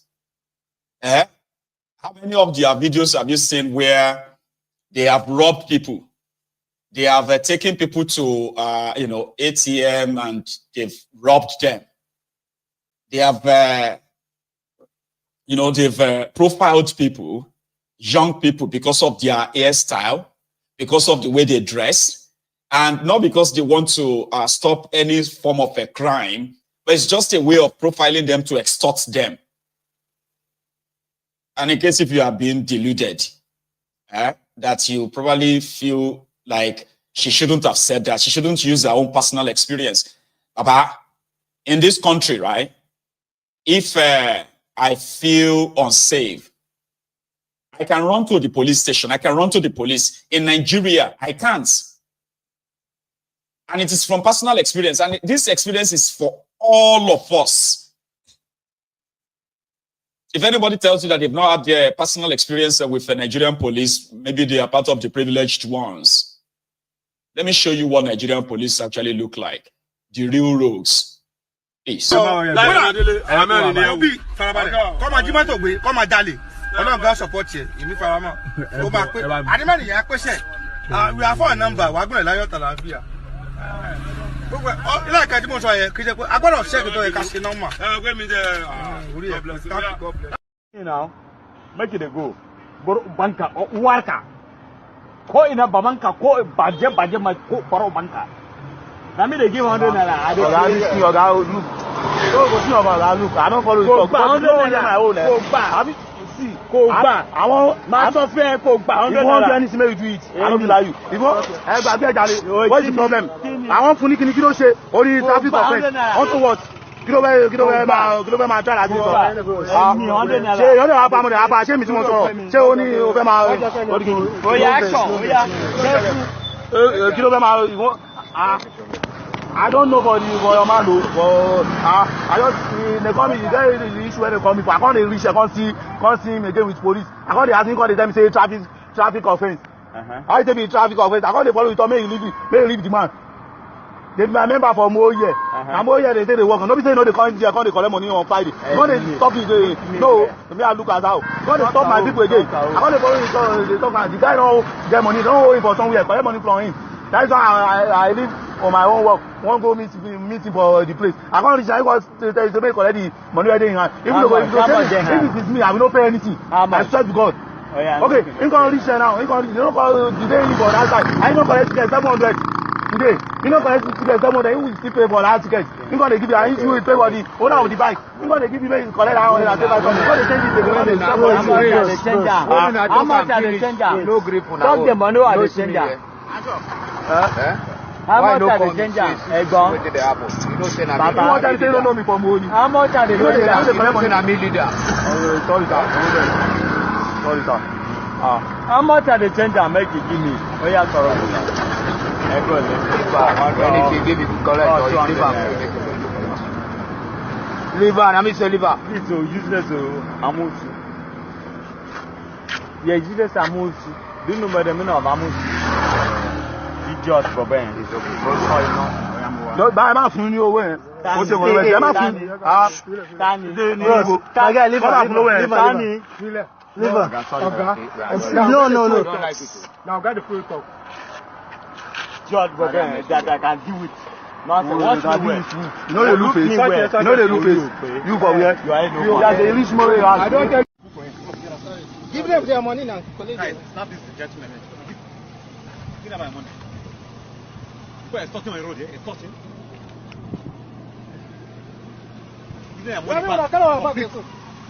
Kai, where go back? Where go back? You're not going. Eh? Kai, give back. Give them back their key. Give us as well for civilians. How much are they earning on this road? Do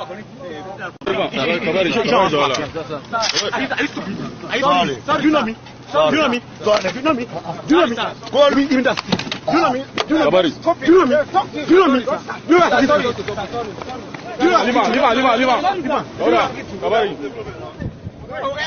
Why are you causing money on the road?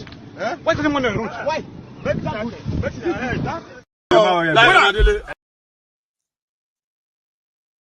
See, I can give you like a full 1 hour, different scenarios of Nigeria police, but it will just be like me repeating things that a lot of you are aware of anyway. So there's no point.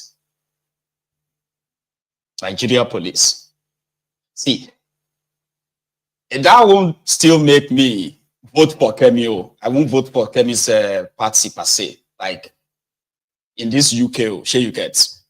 But when you see somebody who tells you the truth about what you have there, stop pointing fingers. Stop pointing. Hey, it was the UK that caused Baba. That's typical Nigerian. Right? You have a system that is currently not working. And we can all agree on that. Abi? So, if we now agree that it's not working, there's a chance that if we genuinely agree, then we can possibly fix it, break it apart, rather than be giving excuses of why it is not working, and we are probably not going to do anything about it. As you just give excuses like it's because of the UK. It's the UK that is are they not the ones that caused it? Are they not? Yeah. Okay. Are they the one keeping it together right now? Are they the one that stopped us from having maybe 1, 2, 3, 10 million people eating the streets? No, they are not. I'm just saying. So yeah, for Kemi and those who have suddenly become the patriotic Nigerians that thinks that by shouting at the top of their lungs to defend this contraption will then automatically make the contraption better. It won't. It won't. So there's these exchanges that took place. Werewike is demolishing people's houses in Nigeria right now, in Abuja, and he's stealing their lands for himself and his friends. And he's justifying that based on his power to invalidate people's documents, landed documents, and say, no, your document is invalid. Your document is fake. Then he will take your land, demolish your houses, and share the land to his friends. Now he sent the Fauleche's former PA, 55 years old, Lere Olayinka or so, to arise. And these exchanges took place between himself and Rufai. Now, mind you, we are, man, people turn up this evening. I don't know how that comes by, but it's quite interesting that we have over 2,700 of us on YouTube as we speak, but we only have just 590 people who have actually paid their own offering. That is like the video. That is very poor.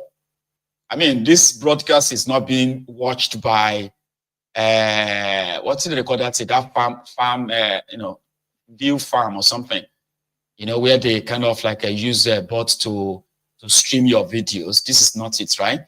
It's a live broadcast. So that shouldn't be the number of those of you who have come there, right? So if you haven't liked this broadcast on YouTube, please do. You are going to do a great, you'll be doing me a great, good when you like it. So it will make YouTube to recommend the video to a lot of people that need to see it as well. If you are enjoying it, then share it, okay? Like the broadcast and yeah. So, let's go to the Arise studio where Lere Olayinka versus Rufai Oseni on top these land demolitions in Abuja. Let me come to you on this. What was the condition in the terms you guys gave them for the regularization of the land in the first place? What conditions? What amount were they meant to pay? I want to hear from the horse's mouth. What were the conditions Mr. Oseni Rufai, using the word "you guys" on us is insulting. No, you guys, I mean the FCDA Commission, the minister and all of that, all right? So the FCDA Commission... Use the correct word. Please, it's no, Mr. Lere Olayinka, you can't come here and teach me my job. I'm coming. Please, with due respect, I will not come and encroach on your job because you came in here and you said also, you can't come and teach. It's not about age. I'm just asking you questions. Just answer the question, Mr. Olayinka. All right. I said I am your senior on this job, so I can teach you. Answer the question. You guys, I'm talking about the FCDA. What were the terms of the contract? Just go ahead, please. I'm answering your question, and in answering your question, I can also teach you because I am your senior on this job. I mean, it's not a case of age or seniority here. Just answer the question. The condition. This is the letter written to that company. This is the letter written to the company, and the conditions are well stated. Pay ground rent, pay this, and I can see the condition as there.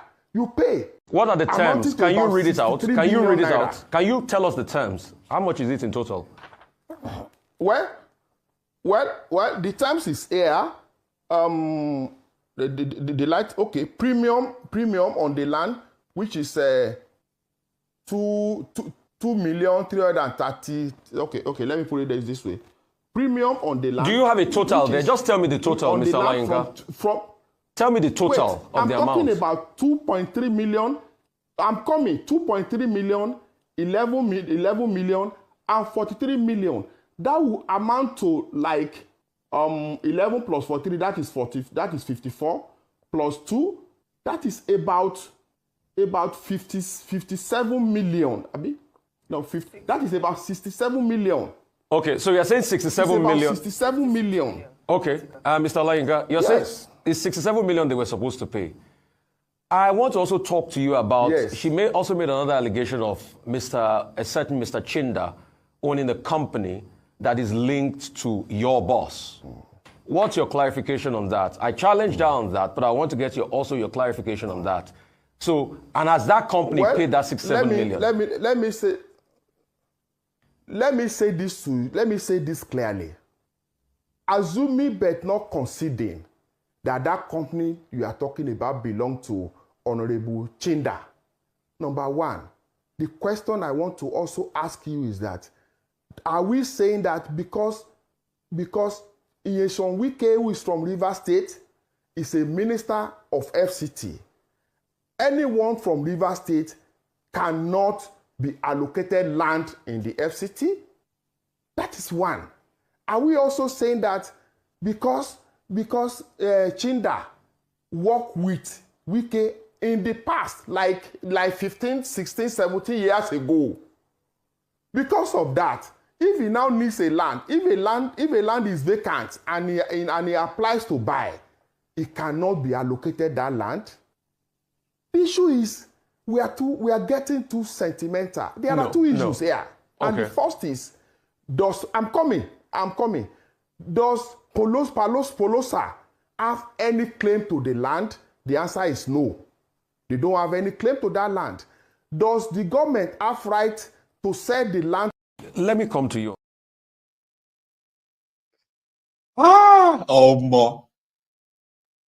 Again, all of this is because Werewike has the power to tell you if your land document is genuine or not.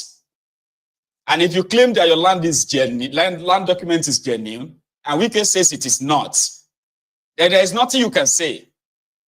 And according to these guys, right, all these lands are vacant, even though they have all the documents to back up all these their properties, right? So Werewike cancelled all those documents, invalidated them, and then reallocated them. But for these new people that are going to be the owners of the land, right, for them to take over the land, they will need to demolish all the properties on it. Now that's a Yinka, Larry Ola Yinka, that worked there with Fauleshe of Ekiti. Now Fauleshe of Ekiti is in court for looting Ekiti State money. So was Larry Ola Yinka, who was also in court for theft, stealing the properties of Ekiti people when it was just PA to Fauleshe. Now Fauleshe is a friend to Werewike, and that's how Mr. Larry Ola Yinka, Senior Larry Ola Yinka, at the age of 57, is a social media advisor to Werewike, who is also 57. Now here is Fauleshe's brother, again, telling us what is really going down, including the reallocated land, in his words. Listen. My Abuja people, do you know that the whole Wuse 2, Wuse Zone 4, Wuse this, Wuse that, is sitting on 600 hectares of land? I want to ask you now, how many people do you think lives in Wuse 2? From Zone 1, Zone 2, Zone 3, Zone 4, Zone 6, Wuse Central, Wuse 2, the main Wuse market, all of them are sitting on 600 hectares of land. How many people do you think lives in Wuse 2? We will be more than 200,000. 200,000, nothing less than 200,000 people to 500,000 people say lives in Wuse 2. This present administration, headed by Minister Wike, gave just one family, husband, wife, and children, are the people in that company. Gave one family 508 hectares of land in Usmaniel. No be Bagalada, no be Kujeo, Usman. 508 hectares of land. Many Abuja people, residents, have applied for land some 20 years ago, some 15 years ago, just a plot, just 800 square meter to build their home. They are still on waiting list. But Wike-led leader in Abuja, they gave out last month, October and November, they gave one person, one company, 508 hectares. It's like you giving the whole Wuse to one family, to one company. It is not for mass housing. You know, I keep telling you, mass housing doesn't require right of vote. It is letter of intent. My brother, does it make sense to you and I? If they share that land, over 100,000 people will be smiling home for Christmas right now. It is time for our leaders to start having conscience. What is bad is bad.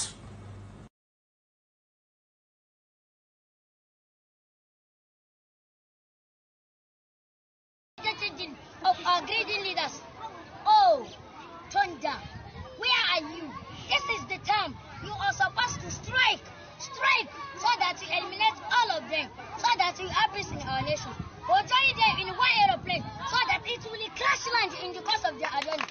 Furthermore, our security agents, i.e., the police and I'm highly disappointed of Nigerian government because the Nigerian government were highly disappointed in them due to foreseen circumstances. Definitely, I'm one of those people are proving people should die in coronavirus is more better than people should die in hungers.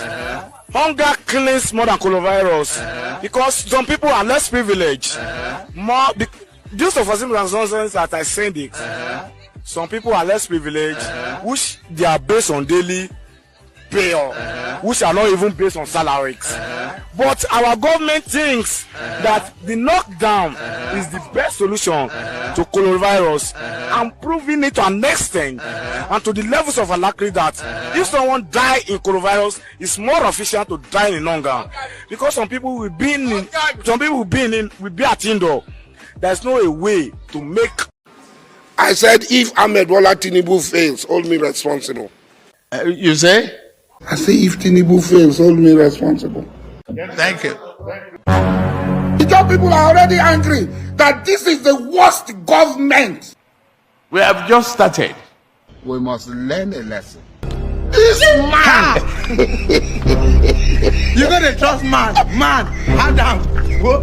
Your eyes will see what your mouth cannot talk. Fellow Nigerians, this is just the beginning. This is just the beginning. Because you see, by the time they are done, it is just so sad, yeah, that when they are doing all of this, they always have people that their job is to explain it away, is to give excuses for them, then explain it away, trying to make you understand. Like, you know, this thing is very important. They have to do it. Somebody have to, and all of that. And then when they are done, they usually come back later to say, sorry, we lied. I mean, in these same streets, on these streets, we saw those that called us enemy of Nigeria because of Bokwari, the lifeless mannequin, Mumadu, Bokwari. This guy, these people are destroying this contraption. These guys are this and that. Shut up your mouth. You are enemy of progress. You are enemy of Nigeria. Instead of all of us to come together, Nigeria is so corrupt. We must come together to shake kiniko. They were everywhere. Then Bokwari destroyed everything. And one of these days, one of the guys that was with him, one of those who were with him, came out to tell us that, well, we deceived you. But I'm going to show you that soon. Anyway, Werewike, still on Werewike, is supposed to be a guy that publicly and shamelessly doing what is called the, what do you call that thing again? Anti-party. He is in PDP, he is a minister under Tifnumbu. However, he is also working ensuring that PDP will never have the capacity to challenge Tifnumbu. And then PDP called him their leader. Here is Arapaja, the former deputy governor in Oyo State, talking about Werewike. Omo, I have to show you this video. Listen attentively. PDP, to those of you who are looking for coalition, especially some of you that are the articulators, articulated moguls, articulated morons, SPV boys, who are saying that the only people that can challenge Tifnumbu in 2027 is PDP under Atifku. Have you seen this? Your PDP. We are proud as PDP members to say it's one of our finest. Because if it's not good enough, I'm quite sure that some of our other political parties obviously will not be looking for him. It's making a lot of difference because I stay in Abuja as well. And for your information, the acting national chairman is unavoidably absent. And we are representing him as the deputy national chairman of the party. The national secretary of the party is there. And our former governors are here. The chairman of the parties are here. And the foundation of all political parties in Nigeria is PDP.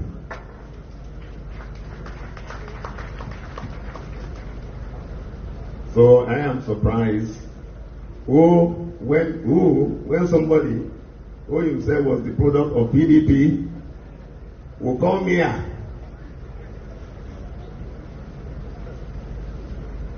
and start, I don't understand. But that is not politics.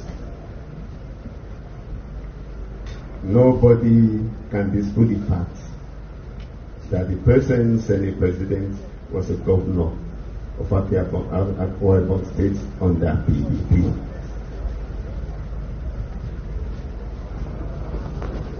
And he performed.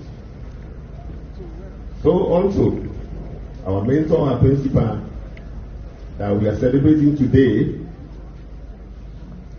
who is one of us who has never left PDP for a day.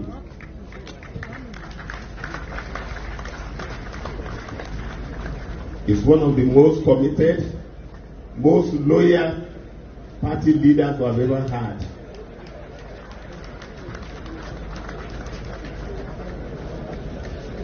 He has done well and he is doing well. And we wish him well in his future endeavors. You see, I would like to say this. Is somebody who believes in equity, justice, and fairness. If you remember before the 2023 election, there is one song that I like. Eyedeba, Eyedeba, Eyedeba. Eyedeba, Eyedeba, Eyedeba. And at that time, I used to follow my leader, the executive governor of Oyo State, Engineer Oluwaseyi Abiodun Makinde, who I know will have been here in this country. Well, our leader, I still remember the G5. And I'm telling you, for those of us, a lot of people appreciate you, PDP. We love you because you are always there for us. You are always there for us, not only when you need anything. Unlike some leaders that they won't come running to us when they need something. We know you and we always love you and we appreciate you. And in as much as some people believe and suffering from entitlement mentality, We will always stand by you, because I remember you are the leader of G5, and we were supporters and we were followers of your footsteps. We will always stand by you because you are a man of integrity, you are a man of honor, you are a performer. Thank you very much for making us proud in PDP, and God bless you. Happy birthday, our leader. God bless you.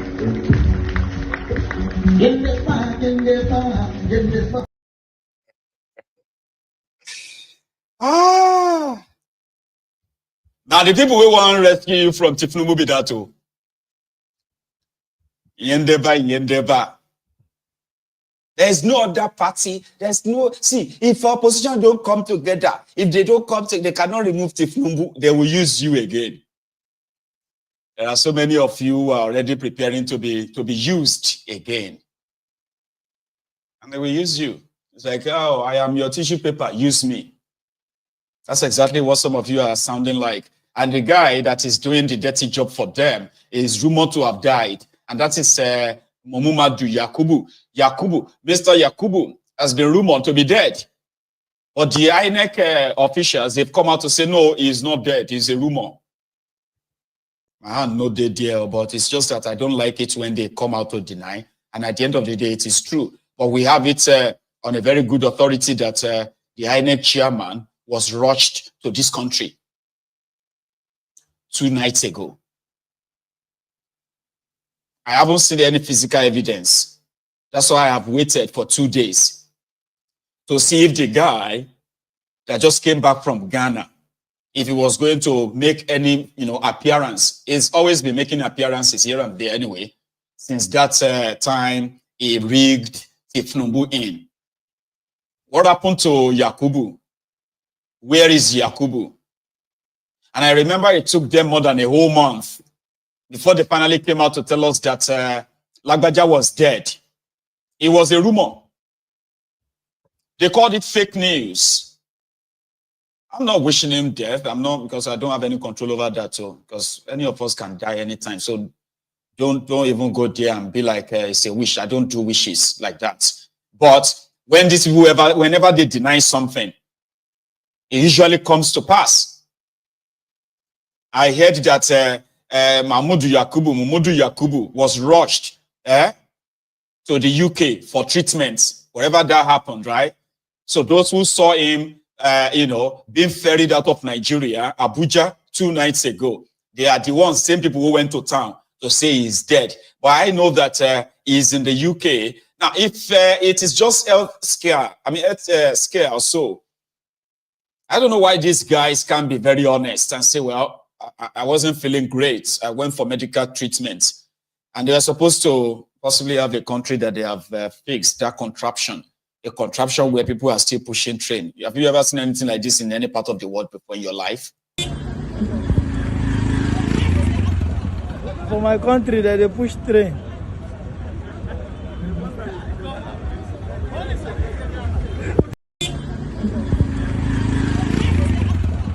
For my country, that they push train.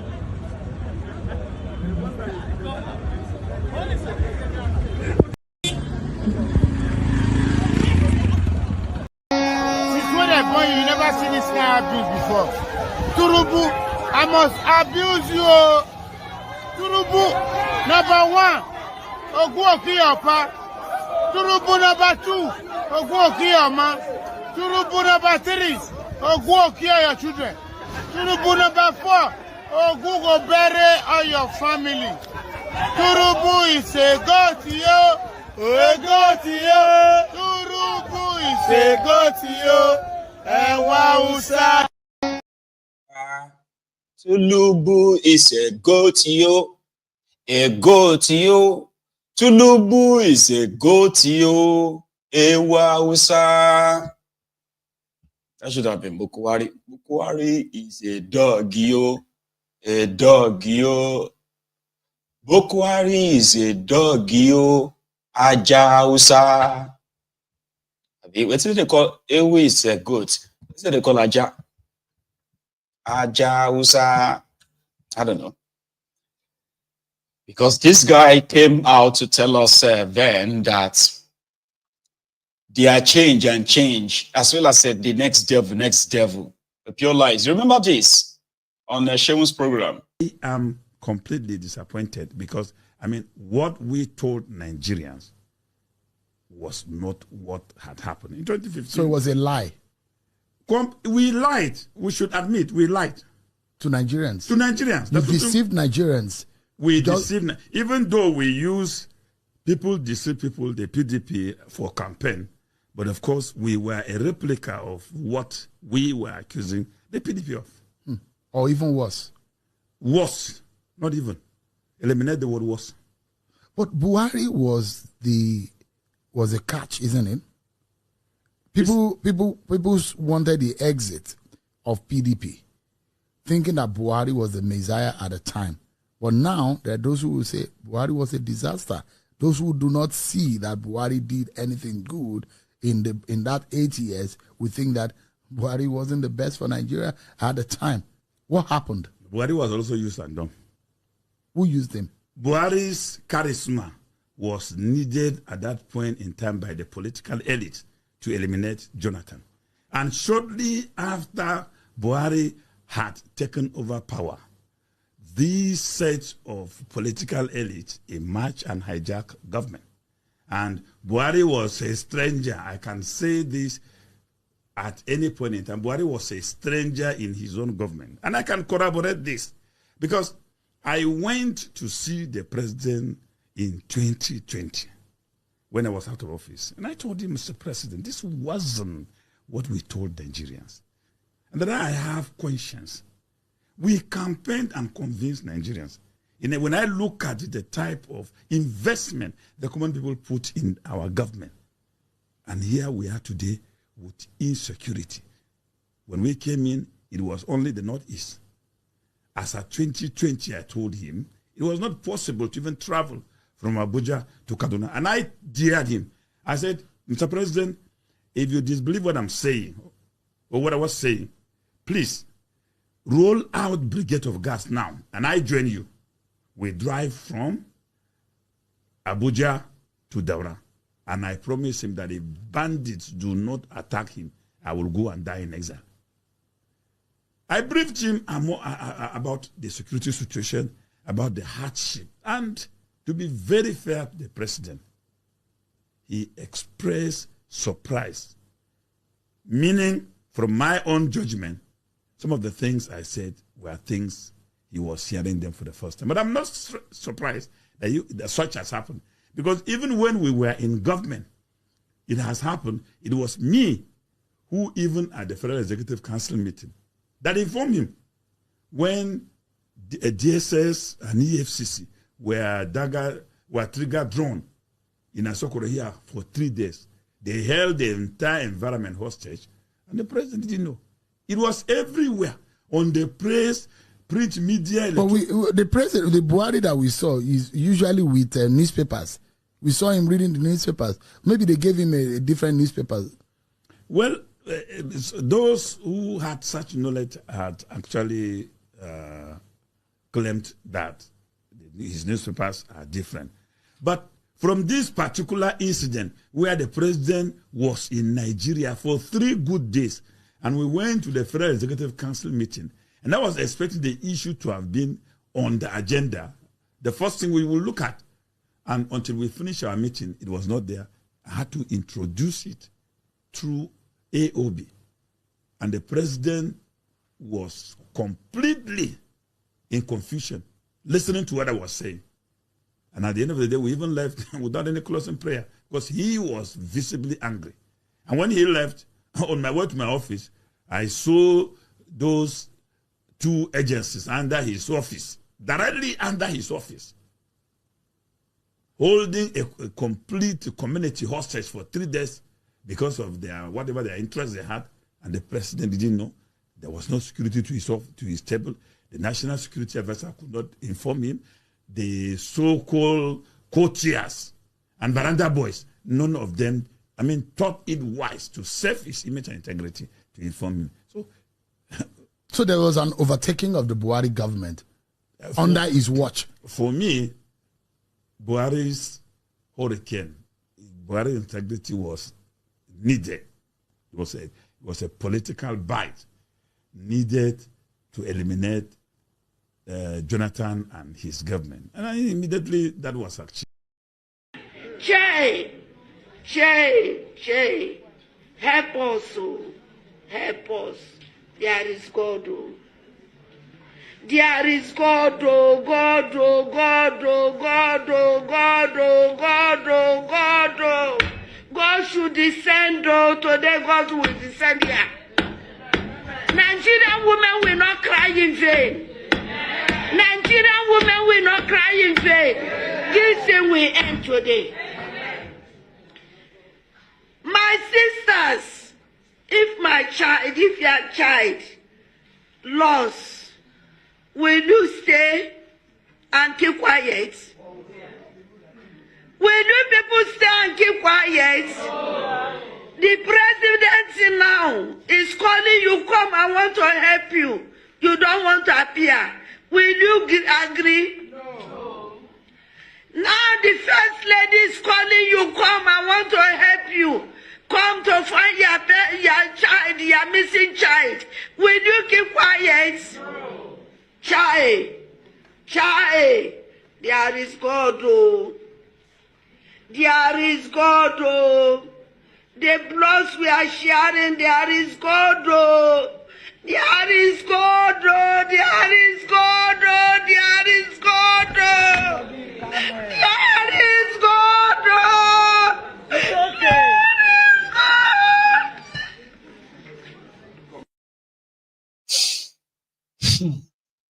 It's okay, it's okay. Yeah? They lied to the people, took advantage of the people with no consequences. Carry the fire won't even like laugh that off. You remember when he laughed and said, we deceived the people. We know what we did. We did what we did. What President Jonathan is doing, which 10 or so years after, all the political parties in this country agreed with. They even put it in their manifesto. Subsidy must be removed. Subsidy must be removed. Subsidy must be removed. We in ACN at the time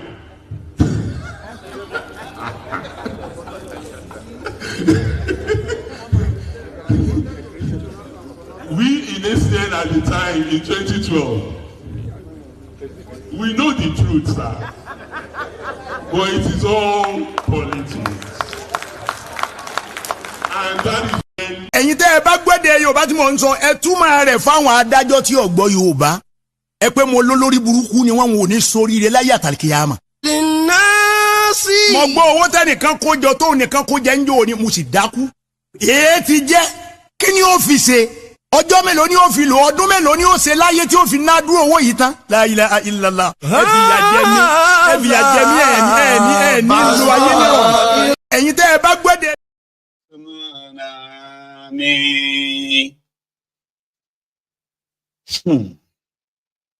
And that we mentioned Bokwari this evening, right? I saw a clip. You know, there is no way you will mention Bokwari and you won't remember Maman Daura. Maman Daura was like after Abba Kyari's death.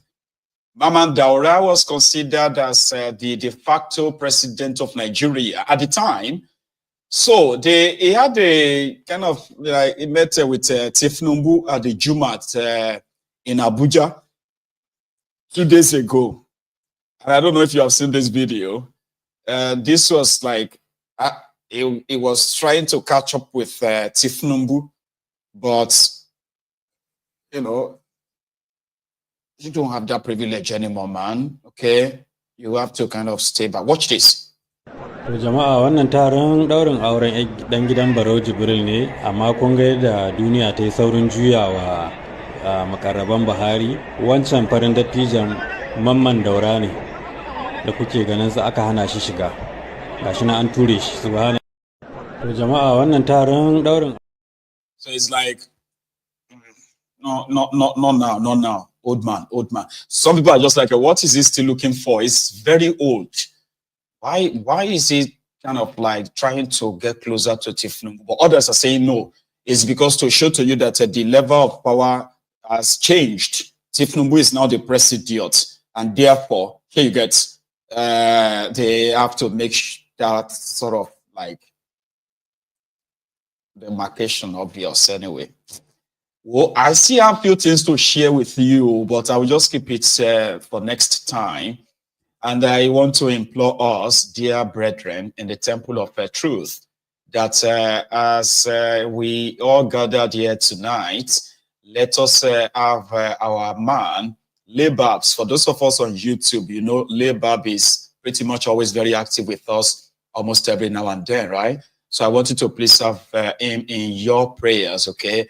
Is currently having and recovering from one one unexpected medical emergency. Is recovering, and please help me pray for him, okay? So that he will join us back in no time as you are all rounding up this evening. So I'm going to take calls tonight, and that is going to be after the break, okay?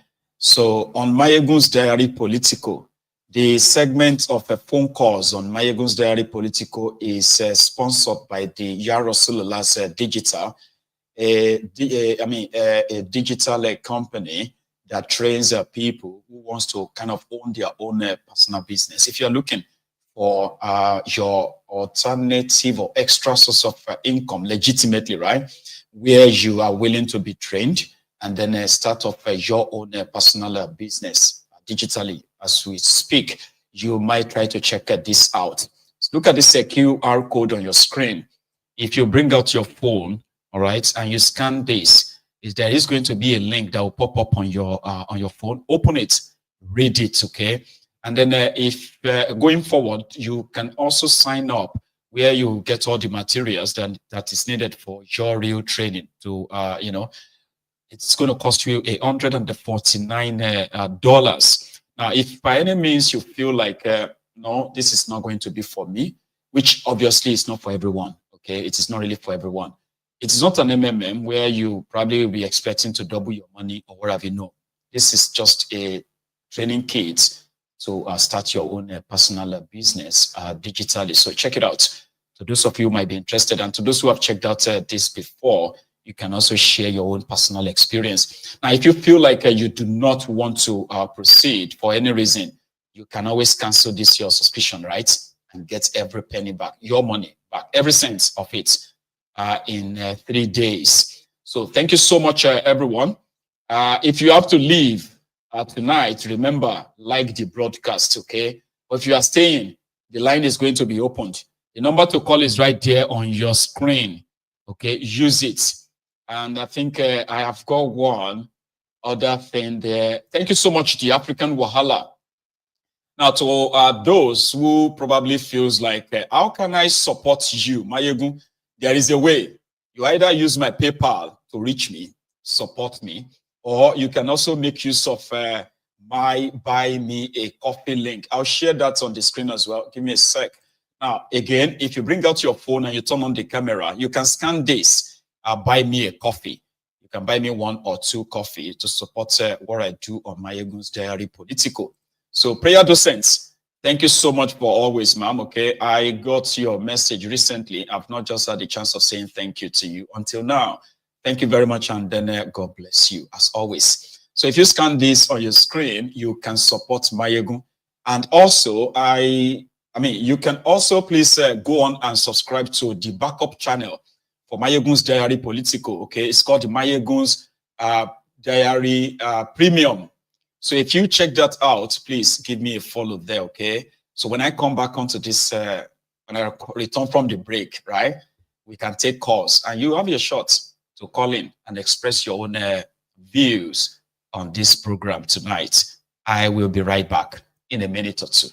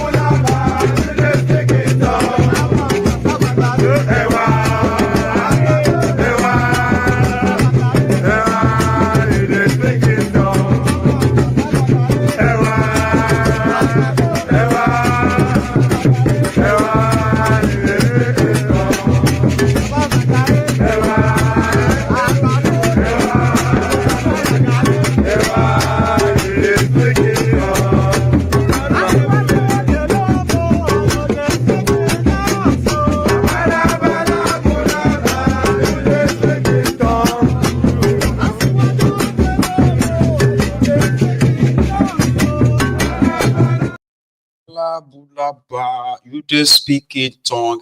So we have, it's probably going to be very busy tonight. So to all callers, it would be great if we make use of the time judiciously.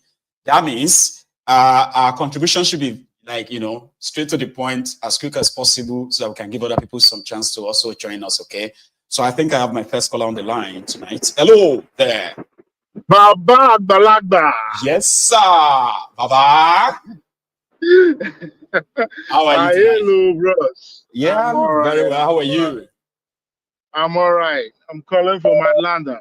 Grand. So you are my first caller this evening. It's been a bit of a steamy evening, and it's so much we've shared anyway. So what would be your own take on the whole thing? My own take no get serious matter. I just they laugh. They laugh while they laugh. Now kill me won't finish them. And everybody they cry. I know. See, the truth is I don't even understand what is wrong with these people that we call our Nigeria. Crazy men, crazy people. I tell you. Waiting be the problem. See, I'm telling you the truth. There's no way Kemi take lie once more. Everything he said is the truth. You get they're going to talk say she not supposed to talk. Like, are you joking, man? Hey? What the hell are they talking about? Now that's why I tell you say I just laugh because the whole thing. If I tell you my own experience, you go crazy. Yeah. See, police stop me just because I play with police. I say, see Morocco, see Spain, Baba. They nearly shoot my leg. They say, oh, so now Morocco they use carry girls. They go Europe. They turn just because they didn't have nothing to hold me with. They turn Morocco, see Spain. They turn it on my head. You get. And they don't tell you something. You can write statements. Say you be human traffickers. Statement. Say they drag me with their boss. Say I be human trafficker. I must tell them where all the supplies where I get, where they remain. The ones before you know it, they turn the whole space on my head. Like I decided to say I don't go feel plead though, but these people they deal with me. Baba, that night I spent close to 120,000 naira to get my head off these damn bloodsuckers. Damn bloodsuckers. Man, if you see a lot of people who have had the experience with them, it was their own breaking point that they were like, you know what, I'm leaving this country. I'm done. That's the reason why when I hear Kemi, they take shoe and people they jump up and down on Twitter. They jump up. I'm like, what the heck? Imagine. Why is these people? Why they help people? They hide their sin. Nigerian police is the most dirtiest thing I ever see in my life. They are trash. They are dirty. I know they play. Like, these people will find a way. Even if my papa and our police today, I'm not going to follow and talk because they are the most dirtiest thing in life. I tell you, man. What? Are you serious? See, I don't get plenty things to talk about. Oh, he just say they funny me. Say people see the Nigeria, they shout, say, why you go talking? Saying she did bad mouth Nigeria, she did demarket Nigeria. Are you joking? Oh no, they just start. Oh, Baba, that lady just start. That lady get package when they come with. From a personal experience, I tell you, see, some of them talk say, Shetima supposed don't leave her alone. If you don't even mention her, I say no, God punish you. We will be live with you alone. No, but they came in the fire there. You got to understand one thing. Say, somebody, they say, person where they say they steal people goods or they steal people things every time. There's one day for you. See, Shetima, now go to where they won't kill, where they block their ears, they hear nothing. Right. Now so Shetima be, and he has tested the waters, and he go hear me because if this girl finally end up tomorrow being prime minister or something, you understand? I know for the side though. And now for the side, we say people they think say she be Okuton this and that. The fact that she is pro Yoruba alone, me they get one kind side eye while they take look at. So even like say I tell you say now this girl go bring if this girl finally end up going. I said this guy go blow that Nigeria into pieces. Good. Because first of all, you go see what you go talk. First of all, you go first make everything there on floor. You go bring everything back to the floor. And the people go demand, go talk, say yes, I won't stay here, I won't be here, I won't be here. Because that's the problem where we get today. Even if you bring Angel Michael, make you rule Nigeria. With the nonsense things where they get for Nigeria now, nobody feel control that nonsense. You need to throw everything open. You understand? You need to throw everything open and say, do you want this or do you want this? And everybody will make that agree. Man, all of us talk what out. Are you Okay, saying? do we want this or not? You cannot blindfold somebody. They tell and say, oh, see here, step here, and here be the solid ground. Are you mad? What are we talking about? Yes. And we're still doing it because this is our stupid old fathers and this thing. At the cost they're not they die small. Don't worry. They're not they die small. Small time now. Majority of them will be dead. Those of them where they force this Nigeria on top of us. I want to ask one question. This thing not true. This Yakubu not true. They say no be true. But you know me, I don't have evidence. I don't get evidence. And I don't want the I don't go pretend say I know here.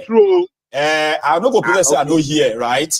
But there's no evidence say in don't buy. But they talk say in never buy. Now so they talk about Lagbaja. And we all know what's happened after. Baba, me, I don't believe anything, no. Anything where APC talk now upside down, no. And if anything, make I tell you my own mind, though. I tell you my own mind. If anything happen where we say the thing turn not true, now me say I never go church for the past 5 years because I don't like church. Right. But if anything happen, that's why they go do Thanksgiving. I know they lie to you. You know, the only time I want to, now your own generation, now I want.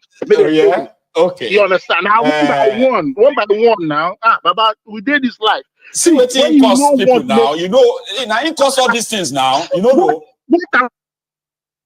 now it costs all these things when they happen for that contraption as you did so.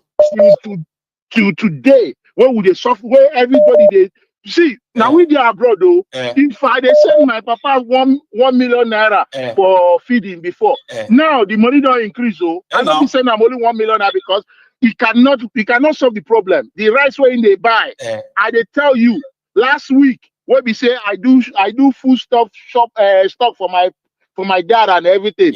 Bro. I spent close to like almost 1.7 million naira. I'm not like there. No like there. Now why I just look at some of us where they are abroad, where they celebrate say $1 is 1.7, $1 is 2,000 something. You don't even understand. Say you where they say you go send them, right? You go send them, for example, you go send them, let's say $500. Today, they send over 1,000 now. If you check out well. Yes. Because everything don't skyrocketed already. We spend more now than when the money lower. People don't know. They don't know because what did they talk? Now onions. Now onions they won't go buy for 5,000 naira or 2-3 onions. I've been how many days that Papa don't old. The only people they if you can't get some medication where you they pay for, go check how much you pay. You spend on them now. Plenty medication. Some of them I can't even find them no more. Some of them they're not there in existence no more. They don't pack go. See? I know we find them. See? Now different. Now they buy for your place and they send back. You know, people don't understand how this thing they affect all of us. We're not there in Nigeria. Can't think of people where they the place. Obama, take another one. Thank you very much. Thank you so much. I beg. We are watching. You don't stop. I beg. Make me the next one now. Army. And the next one again, this making no stop. I like that. Thank you so much. Here is another caller, Air Force One, I believe. Hello, sir. Yes, sir. Babaji. Yes, sir. How are you? Good evening. Good evening. Good evening, sir. Yes, sir. How are you doing? I am here, surviving. Thanks for asking. Yes, sir. Yes, sir. So, yeah. What a funny, very funny nation. And a very funny citizen. So, let me start from Baba, after Baba Laoli. After Baba Laoli. Yeah. So, even if we have somebody who doesn't know anything about Nigeria, the this incident of DF with Baba Afe Babalola, with all these things that's been going on in that nation, would you even ever want to have anything to do with that country? Who will help Nigeria? You said something today, and that's what I thought yesterday. But you know, you have to rush out yesterday. Nigeria is not even that location the problem, but people that live in there, people that govern that place. Okay, they don't breed talent. They don't nurture talent. They don't nurture destiny to prosperity or to prosper. Leaders there don't do that. This mofo, called himself Chitima, was saying that Kemi was bashing Nigeria, dragging it to the mud. The marketing in Nigeria, sir, please, who breeded Boko Haram in Nigeria today, the northern part? He's one of them. Who are those? Who are those? Sir, who are those who started all this evil terrorism act in Nigeria? Is it not part of them? Those lives, either young, old, male or female, that has been been killed, people that they've killed, displaced, are those not destinies? Are those not talent that they're supposed to breed and nurture to make the country prosper? So I'm making mention of Elon Musk and all these prominent people, richest people in the world. It's because even though Elon was born in South Africa, right, brought back to US, it's because US accommodates his talent. They made the environment conducive for him to practice his business. That's right. They helped him. And that's why he was able to prosper. He has an idea that one day I want to have a car. A car must be able to be driven using alternative power, using electric, right? Instead of all these gasolines and everything. And he failed. The man said he failed more than 3 times. Even what is this second thing that he's doing now? The airspace. I mean, what do they call it? I've forgotten the name now. The SpaceX. Thank you. He failed many times, but the country allowed him. They make everything easy for him. You know, there are many things that are here. They supported his dream and all of they that. They supported him. Kill it. They don't kill the dreams. Nigerians feel that since when? Baba, since when? They've been killing dreams in Nigeria. They've been killing dreams in Nigeria and talents. Destinies have been destroyed every day. You are now saying Kemi is saying that Kemi said that Nigeria is like this, Nigeria is like that. Baba, I told you before many times on this show now. People ask me almost every day. A month cannot pass by without them asking me where did I come from. I always tell them I'm from Yoruba land. I identify myself by Yoruba, even though that is where my ancestors started from. Before these evil people came and said they want to they amalgamated everybody. That I identify myself as a Yoruba man. I have never ever called myself Nigerian again since the day I get to know the lies and the deceit that's been going on over there. So they are now Kemi that. Baba? Thank you. Because of our time, we don't do things like that. To do it chap as well. So again, thank you, sir. Yes, have a good night. Thanks so much for calling in. I have another call on the line, and this is Charm. Is that you? Well, the way. Hello. Hello. Hello there. Hello, Michael. Good evening. Good evening, man. How are you? I'm fine. Somebody else was saying hello to you too. Right, because I always have this, I've got this fan base, and they are mostly children as well. Say hello to him as well. I can hear you.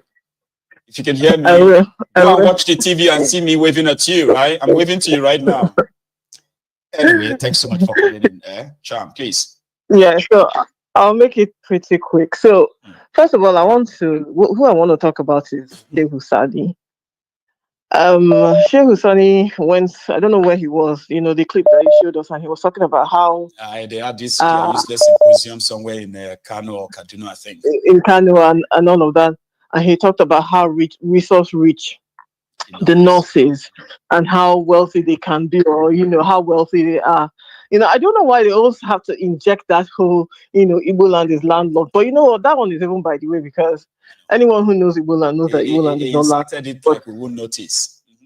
Exactly, you started it like we will not notice, but that's okay, So he goes and he talks about how wealthy the North is, how they've got lands, agricultural, the resources and blah blah blah. But at the end of the day, you're begging to be part of a government that does not benefit you in any way, shape, or form. Has not even benefited you in the past. Well, since Nigeria became a so-called independent country. Right, you're not fighting for your own self-determination, being that you are able to, you have all these resources that you can do all of these many things with, then why are you fighting to stay in a country that doesn't favor you, or is there something that they that there is in the North that is hidden that we don't know about? Is there some well-designed city with roads working and hospitals and all the kids are all going to school and everything? Is there a hidden city that we don't know about that is in the North that has been created by these so-called all these governments that have come and gone and all of that? Because his whole talk did not make any kind of sense to me. I'm like, you're talking about how wealthy you are, but you're not talking about how you can push for your own self-determination so that you can use this wealth to actually do something, so that you can actually make a difference to yourself and to your own people. Because as it is right now, everyone knows that the North is the what they call it, is the poverty capital of the whole world, not just of Nigeria, of the whole entire world. That is where poverty is residing. So it's I'm like baffled that you did not end your talk and everything with, okay, so now we need to push for self-determination. Instead, you ended it with, oh, let us not anger to yourself. You're not making any kind of sense. At the end of the day, it's pretty much bragging of how they got all these political appointments as well. How has that benefited the people, ordinary people of Northern Nigeria? You can't really say, except for the political appointment that they are getting. NSAs from us, defense minister is ours, and this and that. I mean, you're just, rubbish. I don't know, things that don't matter at the end of the day, because like we just established that's the poverty capital of the whole world. So people there are generally poor. So what's the point of having all of these appointments and having all of these resources and having all of these things, and it doesn't make a big difference to you or to the people that are in there, and even for generations to come. As long as you continue to support a criminal government, that means generations yet unborn will still be beneficiaries of this, poor government that you are so hell-bent on, on ensuring that they remain there, I mean, it's practically about the benefit to the political class, and he is one of them. So he's one of them. Can be grateful for having all those positions. Everything else doesn't matter. This is the thing that boggles the mind. It boggles my mind, certainly. And I can't wait for the day when everything is going to implode, because I think that it's getting there. There's two things so the other people can call it. So Kemi going and saying, what is, how I put it, she said the quiet part out loud. Do you understand? The part that all of us we know is true, that Nigeria is not one country. And it's even me sometimes when I'm watching the Northerners having their symposiums, speaking Hausa, and I'm like, are we supposed to be one country? All of us to call ourselves Nigerian. Hey, and I can't even understand what I can go there, they'll sell me, and I don't even know that they're selling me, That's part of the deceit we are talking about. And now, if we start talking Yoruba now in a gathering, majority of you that will say you are Nigerians, you won't understand what we are saying. When I say majority, I mean majority, because except for those who have had a chance of living in Yoruba land, if they are speaking Igbo, I won't understand anything anybody is saying. I won't. But we are supposed to be one country. It's not crazy. And we're all supposed to be one country. She said the quiet part out loud, the part that we all know is true, that we're not one country. And the sooner that we all realize that, listen, we're not one country, and for the betterment of everyone in all these different geographical expressions, Oduduwa, Biafra, Arewa, Kwara, Rafa, all of them, it's better for us to go our separate ways. when you got a separate way, we can then come. If we want to, me, I don't even, Nigeria, the name alone, I just want to throw it, it belongs in history, just somewhere there, that, okay, once there was a country called Nigeria, this was why. But the different nations came together to the United Nations of the Western region. We can be many and growing like that. Because it's part of what Kemi's father said, right? He said, even if they don't want to go for total breakup of Nigeria, right? Let everyone from every region, and as it used to be, go on and then decide their own fate, right? Let everybody go and decide how they want to govern and protect and defend themselves. Not these fake arrangements, And not this fake arrangement. And I feel that is the future that we have. That is the tomorrow of the West African region. Yes. Right. That is the future that we're looking at. That we're going to have all of these different nations who will then decide, in agreement, as it benefits each nation, how we coexist together. And then this can even morph into something else. Yep. And then finally, with regards to France, also everything you said regarding the agreement and everything, one thing stood out: the sale of those fighter jets to Nigeria. You have to ask yourself, they're selling fighter jets to a government. Who are they going to war with? Because clearly, I don't think that Tinubu will be in his right mind to go to war with the Sahel countries. Those people are too together, and they're so organized that if we dare to go to battle with them, we're going to lose, right? Now, so if we say they're not going to fight the Sahel, so exactly, if we say that we're not fighting, if it's not the Sahel countries that they're fighting, who exactly are they fighting? I say this because I'm worried about Biafra land. I am worried about Biafra land. When Trump, in whatever wisdom he has, sold those jets and everything, he said to them not to use it on Biafra. They ended up using it on Biafra land. Now they've given what they call it, fighter jets to this country again. Maegu, I am very worried. We are watching. That is why we have a platform that will get everybody to not pretend that they don't know what's going on. So no one can pretend. So that when some certain things begin to happen, right, you can remember that, I heard it. You know what I mean? So let's keep it at that. Thank you so much, Charm. Let me take another call. You have a very good evening. Here is another caller on the line, and I think that's the African Wahala. Prince Adewale from Canada. How are you? Yes, sir. I'm doing very well, sir. Thank you so much for the great show. Grand. Thanks so much for calling in as well. Please. Yeah, so a couple of things. First off, Shehu Sani, I saw him put out a tweet. In that tweet, he was responding to Kemi Badenoch about her claims about the police. And he said in the tweet, that was a tweet from Al Jazeera, where they were explaining how the British police in Manchester stomped on the guy and, beat him bloody. It was captured on social media and spread all over the world. So that was a response of Shehu Sani to Kemi Badenoch. And this is one of the tactics that Nigerians, especially, that they use.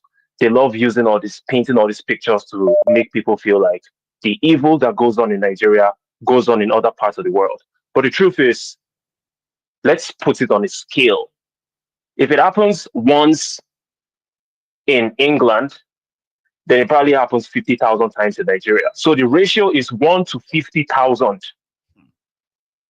So this is a way that you can counter people that like throwing such arguments. I'm just sharing this ideology to people. If you have that energy to argue with people, or better still, just ignore them, okay? Because they are intentionally lying and deceiving others. But if you feel like you can counter their deceit, that is the way to counter their deceit. Let them understand that it happens everywhere in the world. There is no society where evil does not exist. But the ratio at which it happens in Nigeria is 50,000 ratio 1 compared to other regular societies. Number 2, the psychology of Nigerians. They prefer when an outsider does not talk about the inadequacies of the contraption, the evil, useless contraption. They would be in poverty, in the middle of suffering, in the midst of death. But they would rather lie just to protect their ego. I don't understand that level of ego that these people have. There was a time when, because me, I'm the African Wahala. I like following African politics, not just Nigerian politics. So there was this Zimbabwean MP that I followed way back in 2016 and the guy posted a picture of the Abuja-Kaduna rail line. And in the picture, he said, "This is not Paris. This is not Milan. This is Africa. The first bullet train in Africa." So I went to the comment section of that Twitter post. That was around 2016. And I said to my Zimbabwean brothers and sisters, don't listen to this clown. I am from that Abuja, and we don't have any bullet train. It's a regular standard guard rail. Now, some Zimbabweans obviously were responding, "Oh, thank you. These our politicians are thieves." Guess what? Wow. It so happened that a Nigerian came to the comment section, and then he not only did he rebuke me, coincidentally, one of the people that he rebuked me that saw that tweet was someone that had 1 million followers. That guy retweeted my tweet and said, what do we call these types of people? Oh my goodness. Do you know I had to shut down that Twitter account? Really? For the next 5 days, they were bashing the hell out of me. "Oh, look at them. You're a disgrace. Why are you lying? Why are you saying something bad about your country?" What? Was that a lie? Is there a bullet rail in the contraption? So, all of these events will make you understand the psychology of Nigerians. These people, most of them have mental problems and they can't be helped. And unfortunately, the contraption is going to collapse on their head eventually because they cannot be helped. Point blank and period. But thank you. That's my quick contribution. Salute to you, my good brother.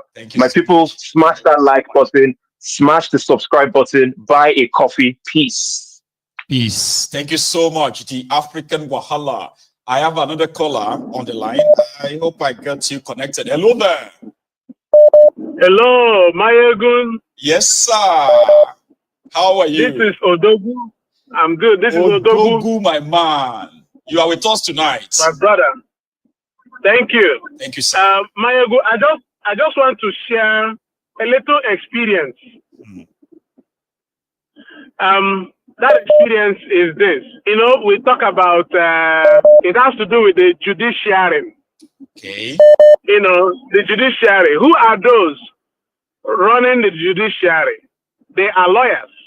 Yeah. So just like when you talk about corrupt politicians, people don't remember to talk about corrupt, evil servants. Because they are the ones who run the game for the politicians. Yeah. So let me cite an incident with one lawyer among many. I have a property in Abuja, and I had a tenant who has been very, defaulting. He never pays. But you see him changing cars every month, every year. He will change cars. He has all things going on for him, but because for some reason he doesn't pay. And I had a lawyer who normally complains he doesn't bring money. So not knowing that this guy was liaising with a lawyer. So what is my lawyer doing? My lawyer will go, each time I ask him to serve paper to this guy, he will go and tell him what Oga said, and then collect money from my tenant. Serve him paper, collect money from him, collect money from me. How? I'm talking about my own lawyer, a lawyer that is collecting my tenancy rent. Somebody was supposed to be representing you. Correct. So what kind of money is he collecting from him that he should what? He should continue to owe you? So he's using it to, the guy is owing me. Right. So instead of evicting this guy or, getting him off my property, what he does is he's subsidizing the money. What he does is he will collect maybe his money was 250,000. So he will ask him to pay him maybe 70,000 or 100,000 each time I ask him to serve him a paper. So he's taking a shortcut to the money and then continue to extend this guy's stay. So he represented the guy. I don't know if he's representing the guy, but this issue never went to court. My lawyer was just the one liaising between myself and my tenant. Discouraging you from taking any further action by pretending as if to say he's handling it, but he's not. Thank you. You just took that from me. That's the next one I wanted to say. So anytime I bring up any issue, any decision I want to take on this guy, he will ask me, relax, I'll take care of it. He will continue to discourage me. I never knew until somebody who works in the where he normally goes to print those papers. He goes to what's this place in near what's it called? Near Pro Cathedral. There's a business center. I've forgotten what they call that business center. It's a very big area. Is that Badenoch?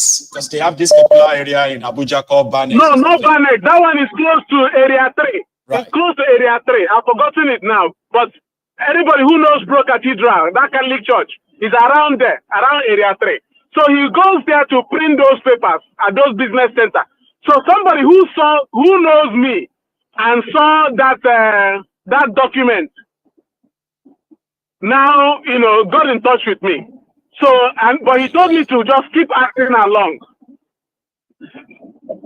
So eventually, I threatened the tenant, told him if he doesn't tell me the truth, that I'm going to, first of all, I told him I'm going to, I won't be a victim again, but he should tell me the truth. So this guy now became my whistleblower and sold him out.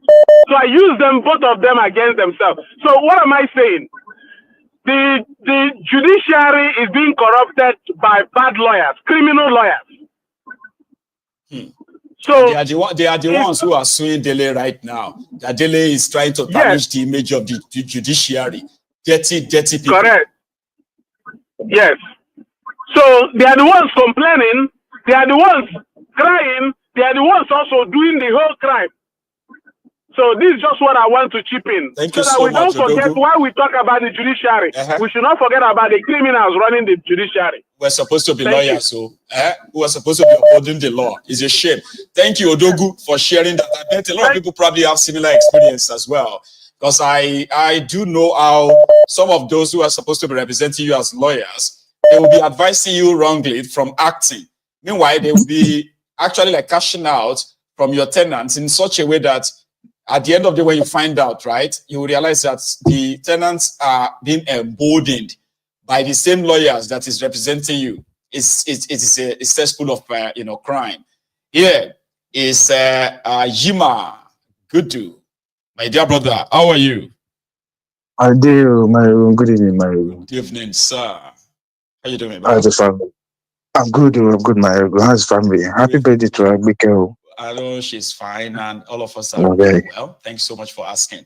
Good. All right, but Baba, what do you know? Because I can't call him a little man anymore. It's big man. He's a big man now. I took him to his grandma's place over the weekend, so he had enough time with the grandparents. You have a win-free weekend. Lucky you. I did tell you, Baba.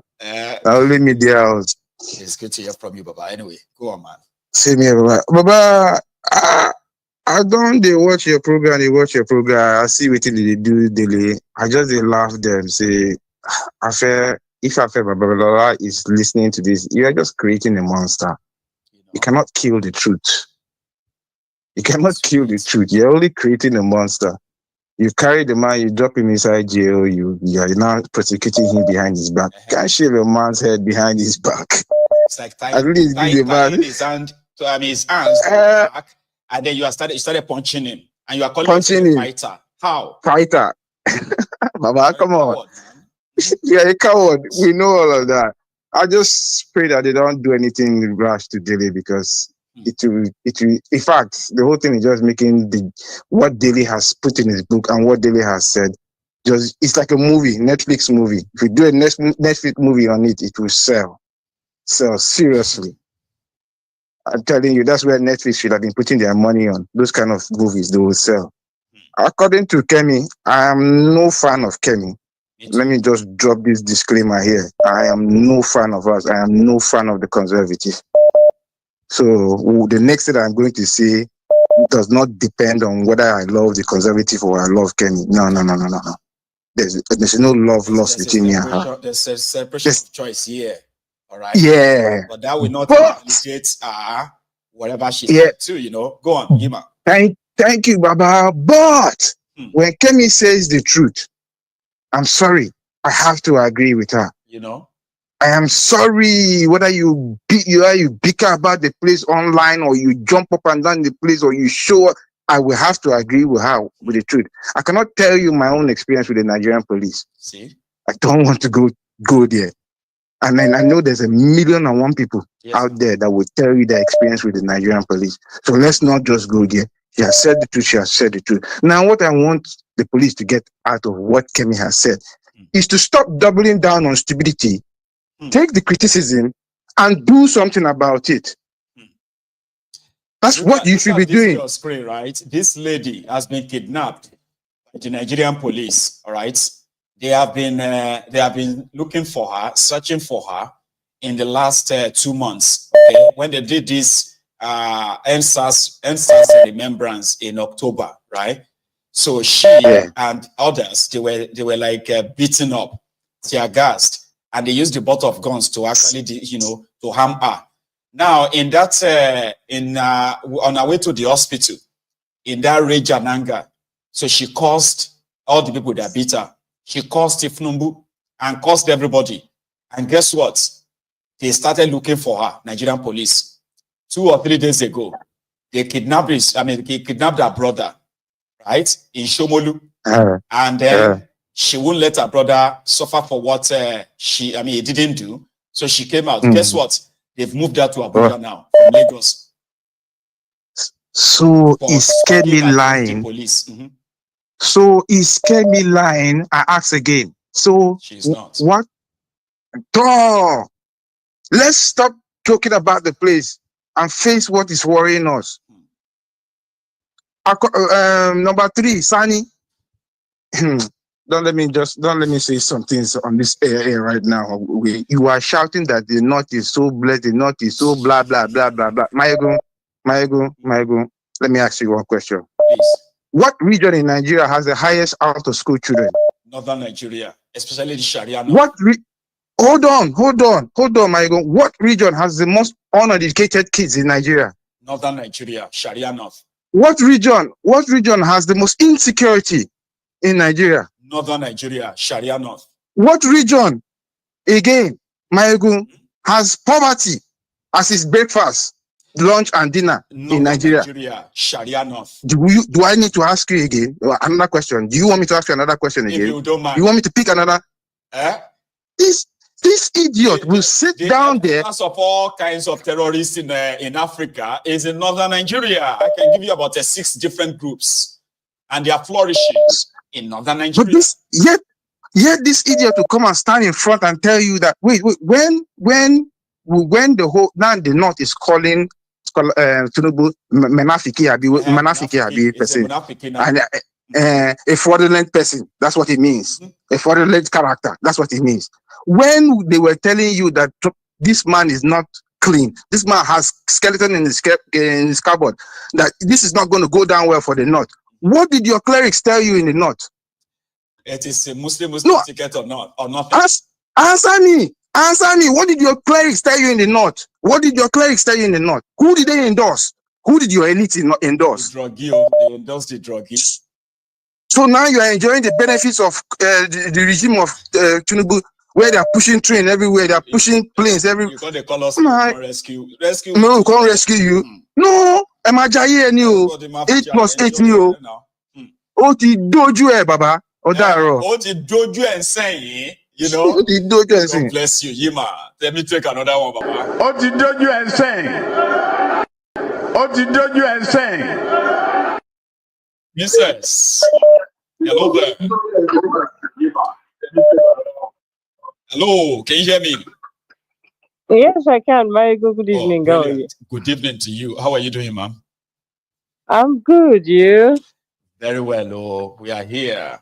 And in Yoruba, we say, Edeku Araya, one France.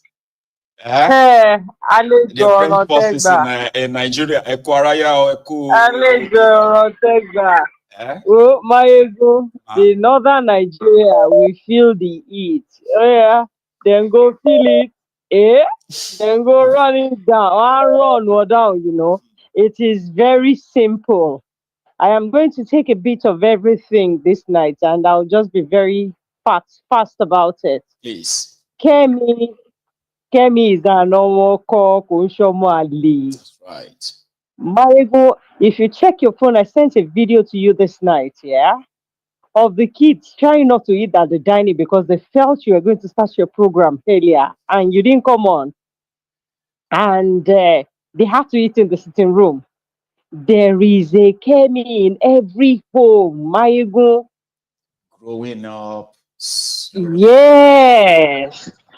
There is a Kemi in every home. You see why Nigerians are docile and very wicked and heartless people? Is because they do not want to die.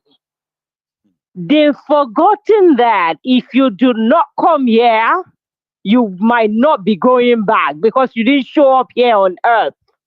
But if you by any chance or by any mistake show up here on this planet earth, you are going to go back or die. Now die. You are going to die someday, one way or the other. If you do not die on the street, you will die in the vehicle. If motor no kill you, hunger go kill you. Something gas kill you for this life. You will die. So they are feeling, okay, if I go out there and I get shot and I die, who is going to enjoy the benefits of this struggle? Your children will. Children will. Your children's children will. Like if Kemi's father is still alive right now, anymore. And if Kemi's father is still alive right now, he will be so proud that all his own teachings of his children about who they are, where they come from, is not for nothing. And not forgetting the identity. Yes. If your identity is lost, I've said it here before, Maegu, you have lost everything. That's right. If your identity is gone, all hope is lost. If it has been taken from you, if your identity is stolen from you, you know, they tell you to speak English. If you're not speaking it right, you're not fit in some certain setting. Sure, you bole so Yobani, are they crazy or something? Me, you know. So I am happy Kemi is doing what she's doing. Yeah, it is a boost for the Yoruba people. I am a proud Yoruba woman. I tell my children their heritage. I let them know this is what it is. My children know majority of the things going on, and they think so fast that you would think that they were at the back room when these people were planning all these things. They tell you this is where this is going. They tell you that is where this is going. If I happen not to be here anymore, my ego, I have not lived a fruitless life. I have lived a fruitful life because I have passed my history down orally to my children. As it should be. Do you understand what I'm saying? Mm-hmm. So on Dele's issue, Dele might probably be jailed, might probably go to jail, but it won't be easy on the owners of Nigeria. Right. The people holding Dele are the owners of this country. Since they have decided to start picking people up now randomly in their home, they can as well do this. Some of them are listening to this program right now. Yes. The people holding him down Afe Babala Ole is not the only one involved. Obankparo is involved. Yes. They are involved. Because when you leave a mess behind and other people were able to see it and write about it, and you're not addressing that mess, this is a proper show of Edward Snowden at America, you know. It's a proper show of Julian Assange and Wikipedia, WikiLeaks. So it is what it is. Dele is not the villain here. But the people holding him down, we know them. And if they eventually send him to jail, it won't go down well. We know we are docile people. They are not going to find it easy themselves anyway. Yes, so Nigerians are docile people. Àpapílọ̀ fi ṣe Ọbánkparọ́ mú 70%. Afe Babanla Ole mú 30%. Yes, I will say it anywhere. But so we know what is going on. If our people are docile and dumb fuckers and they cannot come out and do the right thing. There is a delay around, like there is Kemi everywhere. It's just there is delay everywhere, and there's Kemi. So you see the people counter suing him or suing him. They should continue. They should send Dele to jail, so that everything that want to spill out, we spill out fast. I like whatever it is they are doing right now. I am happy with it. The way they are ruining the North, when the Northerner rise, when the North rise, you've not seen a video, Michael, where someone was eating and the Almajiris were waiting for him to just take his hand off the food and they all rushed it. You didn't see that video? I did. We are getting there. Everybody, my mom will and it's a matter of yes, ma'am. You have a good one, okay? So I am taking one to the last call this evening. Listen, if you are still here with us and you haven't really liked the broadcast, do it now. We are almost done. We will probably take just this one and maybe another one, and that will be all set for tonight. So don't leave without sharing the the broadcast. Here is my caller. Hello there. Hello, Mr. Mayegu. Hello, sir. How are you? Good evening, man. I'm very good. Good evening, sir. Like I said, you are doing very well. Yes, sir. Thank you so much. Please. We are proud of you. Thank you, sir. Yeah. So I want to thank you for all you do for us. And also I want to say something about Kemi. Right. Yes, sir. Yeah. The issue of Kemi, Kemi knows what is going on. I mean, she's a beautiful day. Of course, now she knows how they carry money, they go up and down, all those things. And she knows when they talk of demarketing, the people they demarket Nigeria or Africa, now our leaders now. Yeah, but they know to take responsibility. Of course, you see how people they die for sea anyhow. When they say we give them resources where they sustain them, they will live comfortably like people in Dubai. When they will carry all the money for the different things where they will use in holidays, they go steal out. No, so now then they market us. Yeah. The rest of the world knows days. But they want to turn around and say me and you should be patriotic. Waiting be the incentive whether they give us, we go make me and you be patriotic. Exactly. Go to China and see our people the way they are suffering. Go to Bangladesh. Come on, Bangladesh. You see Nigerians, you see Africans. Go to countries that have nothing. One of my Ghanaian friends told me last time. He says, we have everything in Africa. And then we come to Europe where they have nothing. And we are succeeding. And we cannot succeed in the place where they have everything. What did you do that? Juju, it was past Juju said. It's unfortunate. Yeah, it's unfortunate. And second thing again, I want to talk about this, our daily. Nigerians, we do ourselves too. Because you can't tell me, say, upon you think that guy write for the book. Now we are informed, we know all these things. Nigerians, they go about their business every day. It's not normal. There's not really.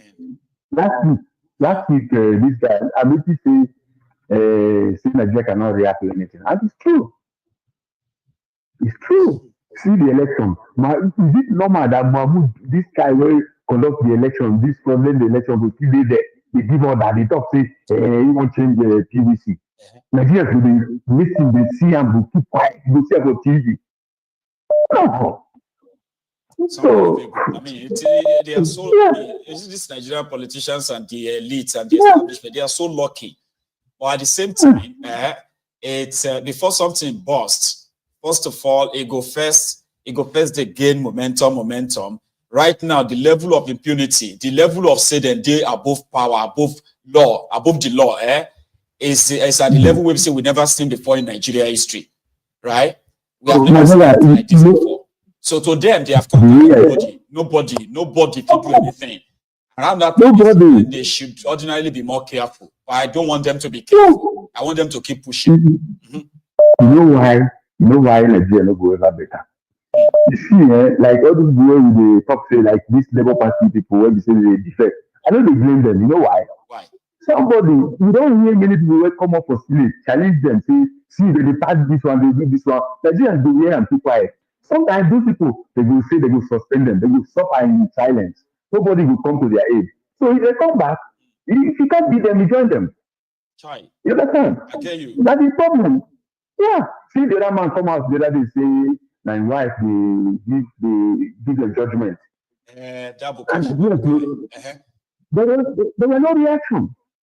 So those kind of things, somebody will come up for saying five, nothing. You will see the voice will die down. Remember that guy who raised the alarm about the budget? They suspended him now. Yeah. That's in Guinea also. What is his name again? They suspended him. One guy, I don't know. Yeah, and Nigeria did not react. Nobody will say. Nobody know the guy's situation now. So you don't think you say the guy come out now, you see the fight for that kind of thing. No. You go, if you collect your own share. So that's the problem. Thank you so much. We shall continue. So that's why I say on this platform, right? It is not just about talking about the problems, okay? We kind of like name the names of everyone who is doing what, so that people cannot pretend say they are ignorant. I didn't know that one. Oh, I never heard that one before. You can't say that if you ever come across my conspiracy political, because you can only do what they call selective ignorance. You can pretend that you don't know, but that doesn't mean that you don't know. You get what I mean? We'll keep saying it. Thank you so much, Baba. Enjoy the rest of the evening. So much. So I have another caller on the line. I believe this is MOG. I love it when we make it a snapping like that. And we can get as many people as possible. Oh, very snappy. Very snappy. My just question. Well done. Yes, sir. Good evening, Mayogu. I just want to ask a question. Okay. Last time I saw this woman that is in charge of things that is happening to Nigerians in diaspora. What's her name? This woman that works. Yes. I'm calling her here. Yes. Last time I saw her, she went to Kemi. Now it's Shetima. I want to ask questions. Right. There's millions of Nigerians in diaspora doing well. Why is it this Kemi? Why are they chasing this Kemi? This girl is on her own. Because you know, say if she becomes prime minister, what exactly did they expect her to do for them? Even if she become prime minister, what is Kemi go fit do for them in Nigeria? I don't think that. I think my own opinion. I think they are just going to her just to protect their properties, their money. Corruption continues, like what David Cameron said. You know what David Cameron said about Nigeria is fantastic and corrupt. So maybe they want her to be shedding them also, but I don't know why they are disturbing her. And the more they push, the more they bring out the beast in that gear, because it's just like somebody telling every Igbo child to forget about Biafran war. It's just like telling a child of 5 years ago. You know, when they disband NEPA, they have another name. But whenever there is light and off and on, people will still shout up NEPA. Yes. You will be thinking that these people, this one is just only 4 years old, and he's still shouting up NEPA. So when they keep on pushing this Kemi, from my own understanding, they try to bring the beast in her. She will begin to. She's a human being now, because from biologically, a child says we work like her from I think from 3 she lived to 14. She experienced exactly. Yes, exactly. So when they are coming to her this way, she don't see them as elders anymore. She only sees them as they have an interior motive, you know. So this is they should leave that girl alone. Okay. Do you know that she was one of those who also supported the NSAS protests in Nigeria? I'm talking about. I'm telling you. So right, as an MP, 4 years ago, she used that position to push and supported the NSAS protests in Nigeria. She used that position to also initiate a sort of a probe committee that probed the funding of SARS in Nigeria, in the UK. So she's always had that, you know, what do they call her? She always had that, you know, anger in her about Nigeria. I didn't know that. That's what I'm telling you. Okay, like for her to say I'm Yoruba. I challenged one Northerner on Facebook. I told him he was writing rubbish. I said to him, who are you? Are you a Northerner? What is Northerner? What is Nigeria? people that are living in that north, they have language, and that language is who you are. Because when you speak Hausa, you are Hausa, not So Kemi is Yoruba. So she's a Yoruba before Nigeria. Yes. Like even Andikali used to say, some people are older than Yoruba. Some people are older than Nigeria. So how can you tell them that they are Nigeria? So she didn't do anything wrong. She said, I'm Yoruba. So they should not they should not be angry about what she just said. And for like a princess, like from princess that said, they say that she are putting all if she's no more today, then her children have known everything. You don't need to teach them. People in Africa, we believe people don't die. People never die. Human beings don't die. They'll come back because when they see you, when they see your child, they will remember you. When they see your son, they will remember you. And the only thing that is different there, that if the father did something right or wrong, what they're going to remember you when they see your face on your son, maybe positive or negative. That's what we have been talking about, which is legacy. But based on teaching them, you don't teach them anything. The blood is still there, the spirit is there. There's no way you can punish Kemina to forget about Yoruba, who she is. So, but another one is that these northerners, I like what is going on now. Like Showore used to say, he said that Tinubu will be it's like Tinubu is going to be the one that's going to scatter Nigeria, and it's like I'm seeing it. I saw these French soldiers at the north. French soldiers at the north. They come to stay. Hungry, they catch French people. French people hungry, they catch them. I was at the airport. I was at French airport on Sunday, last week Sunday. I was there on Sunday. Hungry, they wired them. But people know plenty for that airport. So hungry, they wired them. And where they enter, they don't enter. If you watch, this movie, Hotel Rwanda, the UN that came there from the hotel to vacate the people that are in hiding at the hotel. When they took all those white people from the hotel, Paul now asked them, what about these black people? They now said the whites are their own. So for them to put their leg, for Tinubu and other people to allow them to put their leg there, they will not face Niger because Niger has gotten their. And now? Because you see, so Niger have gotten their kills by bringing Russia and China that will help them sincerely. But French will now rely on northern side. Yes. So we too at the south, we will not rejoice so much because they will be moving around from bush to bush, going there to pick what they want. They are not going anywhere. So it's very, very bad though. Then based on weekend, like you said for the last caller, they are pushing us now. Let them not push us when we will begin to eat them alive. Thank you so much, my Have a very good one, okay? I will take this one last call from Stanley, right? Because I can see that you've been like relentlessly calling in. It would be a shame if after all of that you never had a chance of speaking tonight. Hello. Can you hear me? Oh, that's a shame. Dear Stanley, okay? So it would have been your shot, but it's a busy line and another person has taken it. So hello there. Hello, Mr. Mayegun. Hello, sir. Investor, how are you, sir? Fine, and you, my brother, my greatest brother, my biggest brother. Well, how are you? My brother, I've not spoken with you before, but let me tell you, every day I'm into your program. Amazing. Before God and man, every day I'm into your program. Honestly. I appreciate that, man. I do. I admire your courage. I admire everything you're doing. Thank you. You're a different Yoruba man. You're a different Nigerian. You're a different human being. And God is going to bless you. Amen. And you too. Because I like somebody who goes on truth. It doesn't matter whose us is God. As it should be. I'm telling the truth, you know. You, Delafaro to me, Dr. Damages and one or two other people. That's the people I like them. I like their destiny, you know. I like to watch. I like, honestly speaking. Thank you. And on what the Delafaro to me, I'm so surprised, honestly speaking, that Nigerians don't rise up for him. Because we are so divided. If people, you see, the division this one doesn't call for division. Because if they want Nigeria, if those who say they want Nigeria to be better and so on and so forth, it's the time they're supposed to stand up.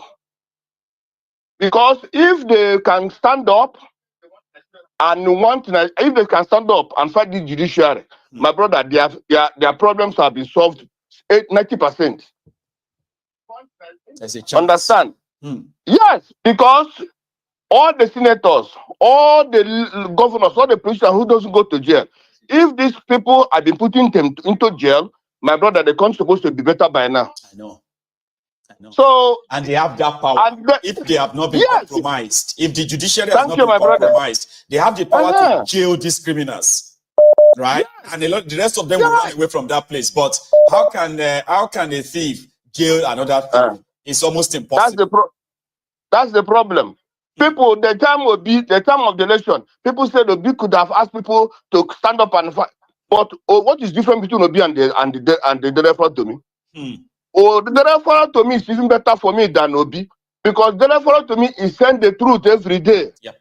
And if what the referral to me stand for, the country, at least 80% of the country stand for it, my brother, the country will be the one that the best in the world. Yeah. So I'm so disappointed that the people are not standing up. People just talking. Democracy is not about talking. No. Democracy is about taking action. That's right. Well, unfortunately, it doesn't seem like that's what they have in Nigeria. The excuse people give is that when they came out to protest against the government, they were killed. And yeah, that's why they can't come out and face them anymore. So my brother, see the problem is this. If 1 million people or 500,000 people come out today, who is going to kill each other? No, they can't. Or if 1,000, you see the problem is that 500 people come out, 200 people come out, that is not coming out. That's not, no. That's not coming out. Let me tell you, 1 million people come out of today, even in Lagos or other states, my brother, the government will run away. You know? I remember instance now. These people were. Yes. Tinubu was calling from France. Remember, majority of them run away from Nigeria now. They thought he was just it. Until when they killed people and people just ran away. It's unfortunate. And on please let me on Kemi. Yes, ma'am. May God continue to bless her and may she get that post she's looking for. He say, if it's I'm telling you, let her get that post she's looking for. These Fulanis that come to make noise every day. Fulanis, if they love Nigeria, they cannot be stealing the money they're still in Nigeria. No. If they love Nigeria, they cannot be killing people in Nigeria. No. If they love Nigeria, they cannot be allowing people from Chad, Niger to be coming in Nigeria without being, without passport, without anything, and they get posts. Buhari is from Niger. Most of them who are senators, they are from Niger, they are from Chad.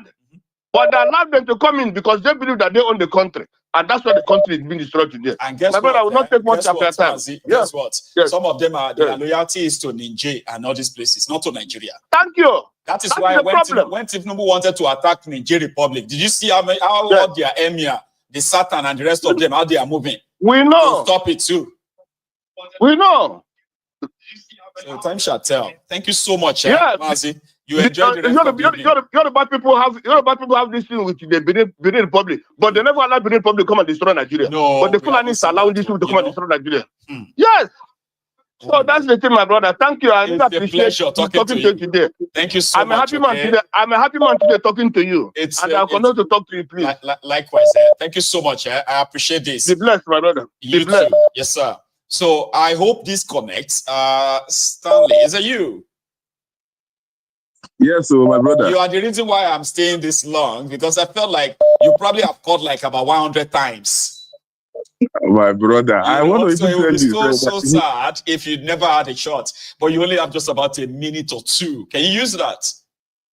Yes, of course. You know, at least you should be trying to make sure that ensure that everybody, at least about a minute, you know, talking, saying all this is not so that every other person can have a chance. Just a quick one, This issue of Kemi Badenoch and all that.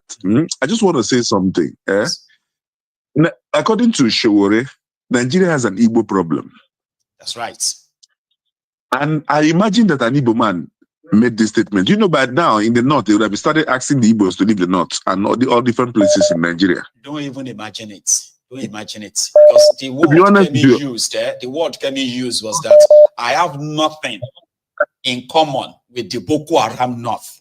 If an Igbo person, if Okonjo Iweala said that, for example, it's going to be a different story. I understand.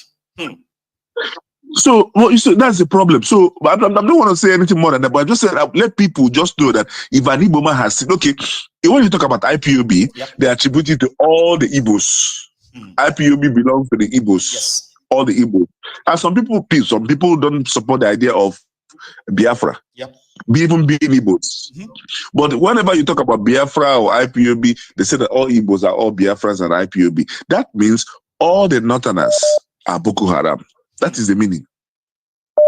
That's all I want to say. I don't want to start. Exactly. If we are going by the logic that every Igbo is IPOB, like they have been trying to stigmatize that, right? So that means we can say the same thing and say, oh, all the Northerners are Boko Haram, which in ideal, it's not logical, you know, but yeah, I get it. Exactly. That's okay. All right. Good night, my brother. Thank you so much, Stanley. Okay. Thanks so much for stopping by. Our time is far gone, far spent, and we are above the regular time. It's been an interesting night. Okay.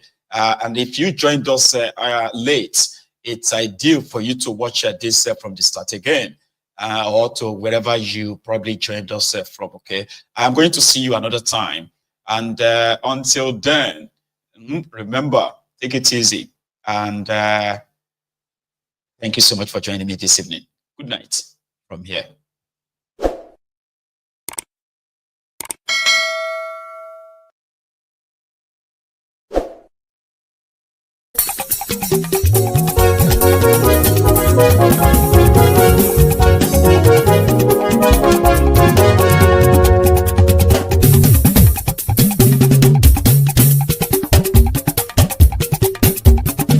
Mayegun làwa mọ̀ làmọ̀ tó dòdòdò.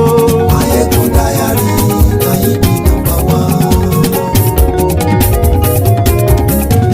Mayegun làwa mọ̀ làmọ̀ tó dòdòdò. Mayegun Diary Nayibi #1. Mayegun ti dé o ọ̀rẹ́ ará ìlú.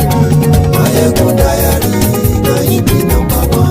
Lórí Facebook, lórí YouTube. Mayegun Diary Nayibi #1. Gbogbo bó ṣe ń lọ ni Mayegun já wa sí. Mayegun Diary Nayibi #1. Àṣírí ọ̀jẹ̀lú kì í bò níbẹ̀ o. Mayegun Diary Nayibi #1. Bó bá ṣe eré àní Mayegun máa wí. Mayegun Diary Nayibi #1. Ó sì tún ṣe eré wàá gbọ́ níbẹ̀ o. Mayegun Diary Nayibi #1. Mayegun Diary political. Mayegun Diary Nayibi #1. Godfatherism kò sí lọ́rọ̀ Mayegun. Mayegun Diary Nayibi #1. Ẹ farabalẹ̀ sẹ́ o kẹgọ́rọ̀ lẹ́nu o. Mayegun Diary Nayibi #1. Àní Mayegun làwa mọ̀ tó dòdòdò. Mayegun Diary Nayibi #1.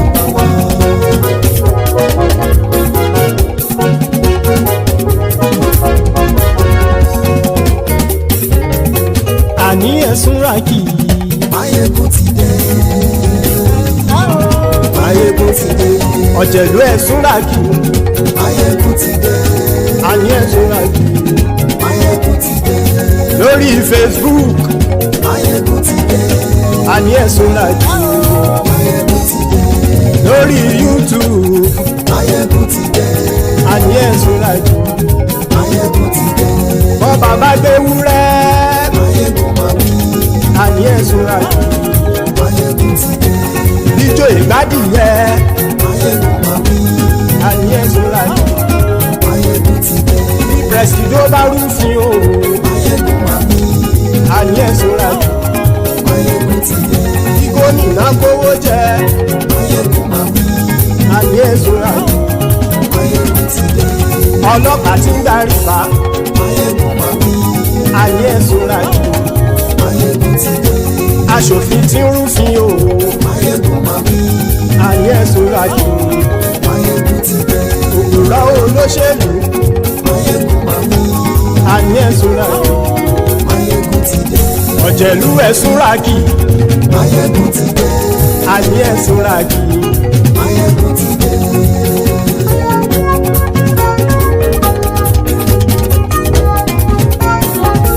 Máyégún ti dé. Gbogbo ọ̀jẹ̀lú ẹ̀ súnra kì. Máyégún ti dé. Gbogbo ọ̀jẹ̀lú ẹ̀ súnra kì. Ṣùgbọ́n ní bá ti ṣe èyí tó yẹ kí wọ́n ṣe ọmọ bá dèrò ní fi wọ́n níran o. Máyégún ti dé. Gbogbo ọ̀jẹ̀lú ẹ̀ súnra kì. Máyégún ti dé. Gbogbo ọ̀jẹ̀lú ẹ̀ súnra kì. Ṣùgbọ́n ní bá ti ṣe èyí tó yẹ kí wọ́n ṣe ọmọ bá dèrò ní fi wọ́n níran. Wọ́n fowó bẹ́ẹ̀ o Máyégún ó sọ pé wọ́n ò bẹ́ẹ̀. Wọ́n fowó bẹ́ẹ̀ Máyégún ó sọ pé wọ́n ò bẹ́ẹ̀. Oníkanṣá ti ṣe èyí tó yẹ kí wọ́n ṣe fáwọn ará ìlú tó gbé wọn débẹ̀ o. Máyégún ti dé. Gbogbo ọ̀jẹ̀lú ẹ̀ súnra kì. Máyégún ti dé. Gbogbo ọ̀jẹ̀lú ẹ̀ súnra kì. Ṣùgbọ́n ní bá ti ṣe yìí tó yẹ kí wọ́n ṣe ọmọ bá dẹ́rọ̀ ò ní fi wọ́n níran. Kì máa yí ṣe eré ọ̀rọ̀ yìí kì í ṣe ẹ̀fẹ̀. Kì máa yí ṣe eré ọ̀rọ̀ yìí kì í ṣe ẹ̀fẹ̀. Ẹni bá ti lè lẹ́bọ̀ lẹ́rù o ọmọ bá dèrò kàṣàyè tú wọn síta. Máyégún ti dé. Gbogbo ọ̀jẹ̀lú ẹ̀ súnra kì. Máyégún ti dé. Gbogbo ọ̀jẹ̀lú ẹ̀ súnra kì. Ṣùgbọ́n ní bá ti ṣe yìí tó yẹ kí wọ́n ṣe ọmọ bá dẹ́rọ̀ ò ní fi wọ́n níran. Tẹnitẹni ọmọ Máyégún ọ̀rẹ́ ara ìlú mọ̀mọ́ ni mo fọlọ́hún ṣọ́ ẹ̀ bá kìlẹ́bù. Lóòótọ́ olódodo ìlú ọ̀tá ìlú mọ̀mọ́ ni ìwọ ṣá máa ń ṣọ́ra kò sì mọ́ bẹ̀rù. Bọ́tà ń lè rí bóníṣègùn lé káwọn mọ̀mọ́ fi ṣera wọn ni ó ti dẹrùn tí wọn ò gbọ́dọ̀ sì mọ́ bẹ̀.